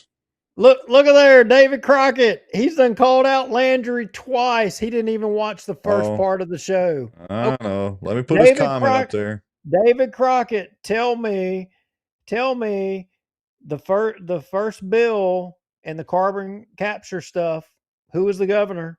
Well, I wouldn't say Landry has sold his soul. He's been consistently for it. I'm not saying where he is. I can't Sold point to is where he's sold to at me. now. Sold is sold to Exactly. me. And look, I voted for Landry. I'd probably vote for him This again. ain't about I think he's done some dumb stuff and said some stupid stuff, but heck, I do that all the time too. But Colonel Crockett, I think selling his soul would have been he was opposed to the carbon capture sequestration and he was opposed to the eminent domain, and then he changed. Well, no, he's been consistently for it. Well, I mean, look, trying to paint the picture that this started with Landry is not true. It's just not right. And that's the point I'm making. You know, Colonel Crockett, if he's going to say Landry sold his soul, I mean, No, he didn't start this. He didn't hike the ball. He just took it and was running with it. Is he running with it? How is he running with it? Tell me. Well, at least he's being one of the defenders, defending the wide receiver, or what? I mean, What has he done? one of the What ones has he blocking done? for the wide receiver. It's late tonight. What has he done? Because I keep hearing he has spoken in support of it or has not opposed it. So he has done something. So that makes him totally responsible?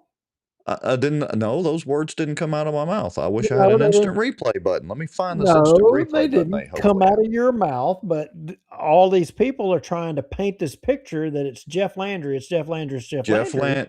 Let me and be that's clear not on my true. let me be clear on my stance. He didn't hike the football. He's just helping it get down the field. Just like a lot of our existing legislators whom we like. Danny McCormick, Chuck Owen. Chuck Owen was on the show and admitted where he screwed up. He's been one of the few politicians other than Danny McCormick to actually do that. A lot of them screwed up, but there's a lot of them that knew. Well, he's been one of the few, along with Danny McCormick, to admit his screw up face to face. So, that I have respect for. Screwing up's not the problem. It's, did you attempt to fix it, or how did you address it? Paul Johnson said it best. It's what he has not done. Yes. Thank you, Paul Johnson. Thank you. Yeah. Okay. I agree. So I'm not saying he's against it. I'm not saying that. But what I'm saying is for people saying that he started it and he's the guy, they're just flat wrong. I proved that tonight. I mean, he was not the damn governor when they had chairs cordoned off and public spacing of people for COVID. He was not the freaking governor. He ain't the one that signed this crap into the bill. And I can promise you, him and Ogeron have went at it arguing. Ogeron was full-throated CCS. I mean, him and Ogeron are not a thing. I'm telling you for a fact. So anyway, y'all got me off on a tangent here. It's okay. So, you're not incorrect about it. But I'm just saying these eminent domain questions, everybody, I mean, for the purposes of private business and economic development, talk about the port, talk about, the other people. I mean, there's no limits right now as it stands to this eminent domain thing, and people need to start being more involved in all of these aspects of local government and asking more questions. And I go back to, this is a local issue. There's a lot there. Ain't a lot. I'm just going to say there is hypocrisy in people's positions, because how can you be against government saying that people can utilize eminent domain for a public purpose for carbon sequestration, but then be in favor of government, at a local level, let's say writing bills to mandate that you can't segregate your property to build a house on unless you give the government a road going in there. I.e. the McCormicks and the McCormick case with the Bossier Parish Police Jury. And Rex, did you know that the Bossier Parish Police Jury is trying to ram a bill through to make it a penalty of law if you file for a sale of a property or a plat or an amendment or what have you, and it not be in compliance with their regulations, which according to the McCormick case, their regulations are that you've got to give them an easement and give them part of your property to be able to access it. That's a form of eminent domain.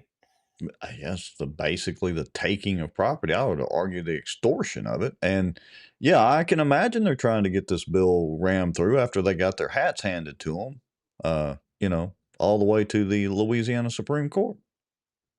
You daggum Once right. it got out of the 26 JDC, what's that famous phrase? Got to get it out of the 26 JDC. Why do I think Landry supports eminent domain? Show me where he supports eminent domain. Well, I can give you a quote, and this is a direct quote from Landry. When was this? Let me see if I can find the date. Anyway, I can see it now. Everybody's got Grok and Chat GPT, and they're like, "Give me no, a I'm just quote." doing a straight up Google search. It says, quote, it means he was talking in reference to CCS. It means money, it means opportunity, it means growth, Landry said. To be able to diversify that economy while you lay it on top of an energy foundation, I think it's a great fit for Louisiana. And minutes later at the news conference, he took aim at opposition to both data centers and carbon sequestration. Now, that doesn't mean he's for eminent domain, but CCS is critically tied to pipelines and eminent domain. Now, I don't know. I'm not saying he's for all eminent domain, but he's part of the government machine. He's got to be for it, at least as it stands legally now. Well, I'm just taking issue of everybody trying to say that, oh, this is all because of Jeff Landry, and that's not true. It didn't start with Jeff Landry. It started with John Bell Edwards. That's where that started. We showed it tonight. I think you're wrong, Duke. I think our good buddy here, Josh Goins, is correct. He just said, I think DU is behind all of it. From now on, everything is wrong. I'm blaming DU. You did. He didn't watch the earlier part. He's just spouting off because I promise you, if he had saw what I showed earlier, he would have done put it together already. Oh yeah, but, you need to go back and hit rewind, Josh, because we got the hit we already been on done DU. Yeah. We already been down the DU road. I already hit them. Yeah. All right. So let me address the police jury speeders real briefly, and then we'll go ahead and wrap up the show. So Miss Ruth Pope Johnston reached out to me today and to see if I have watched the police jury meeting. Was it today or yesterday? And I had, but she gave me a brief of one segment where apparently a guy stood up and I think his wife spoke too. And the basic concept was they live off of, I don't know, somewhere around Rocky Mount or somewhere. And there are some 18-wheelers that are, I guess they're going to the paper mill. I'm not really sure. I think that's what the guy referenced. I hadn't gone back and watched the meeting yet. And apparently they're driving down this road at a high rate of speed. They've run this guy's wife off the road twice, had to get a record truck to pull her out, blah, blah, blah. They go to the sheriff's department, report it to the sheriff's department. Sheriff's department says it's police jury's fault. He goes to police jury. The police jury says, well, that's the sheriff's department's fault. And he's like, well, yeah, but I've talked to you directly. And one of the police jurors or whoever said, oh, well, I don't remember talking to you. Now, here's the, and I'm going to go back and watch it and see, but here's the suggestion I would give, and I relayed this to Miss Ruth as well. We have these little things in our pockets. They have cameras on them. Apparently the guy does have video. But use the video. I hear there are a couple of guys that have this podcast thing going on, and they like to call politicians out, especially police jurors, and they might be willing to give you a platform to air your grievances with the Bossier Parish Police Jury if you wanted to come on the show, or start your own podcast, or hand it over to the traditional news media and let them run a story on it. And I bet you get something done eventually. So there's my Bossier Parish Police Jury Speeders segment of the night. I look, I have to give credit where credit is due. And as much as it pains me, this situation, I've encountered this situation before. And I brought it to the attention of a police juror about those stinking sand trucks, those sand haulers, sandblasting my vehicle going down Benton Road. And she did address it, and there was for a short time action taken upon it. Yes, Juliana Parks was proactive and did address that. So I think if enough people complained and said something, yeah, I can tell you that. Sorry, Yeah, I had to no. pick myself up off the floor. I just fell out of my chair, dude. Look, I can't take that away from her. I mean, I brought it to her attention. She did something about it, and Okay. it was only short term, but she did, and it's not going to stop it. They're going to keep on. Maybe I think the answer is that the sand companies and the sand plant and the oil and gas companies, they just need to, do an eminent domain thing over Benton Road and take that right away from private people and just nothing but strictly commercial. Yeah, That'd solve that problem. hard to argue with that. All right, Mr. Lowry, it is now 2 hours and 20 minutes. We have covered quite a bit. We appreciate everybody that has stuck with us. Hope you learned something. Share the show out, like it, follow it, do all that kind of stuff.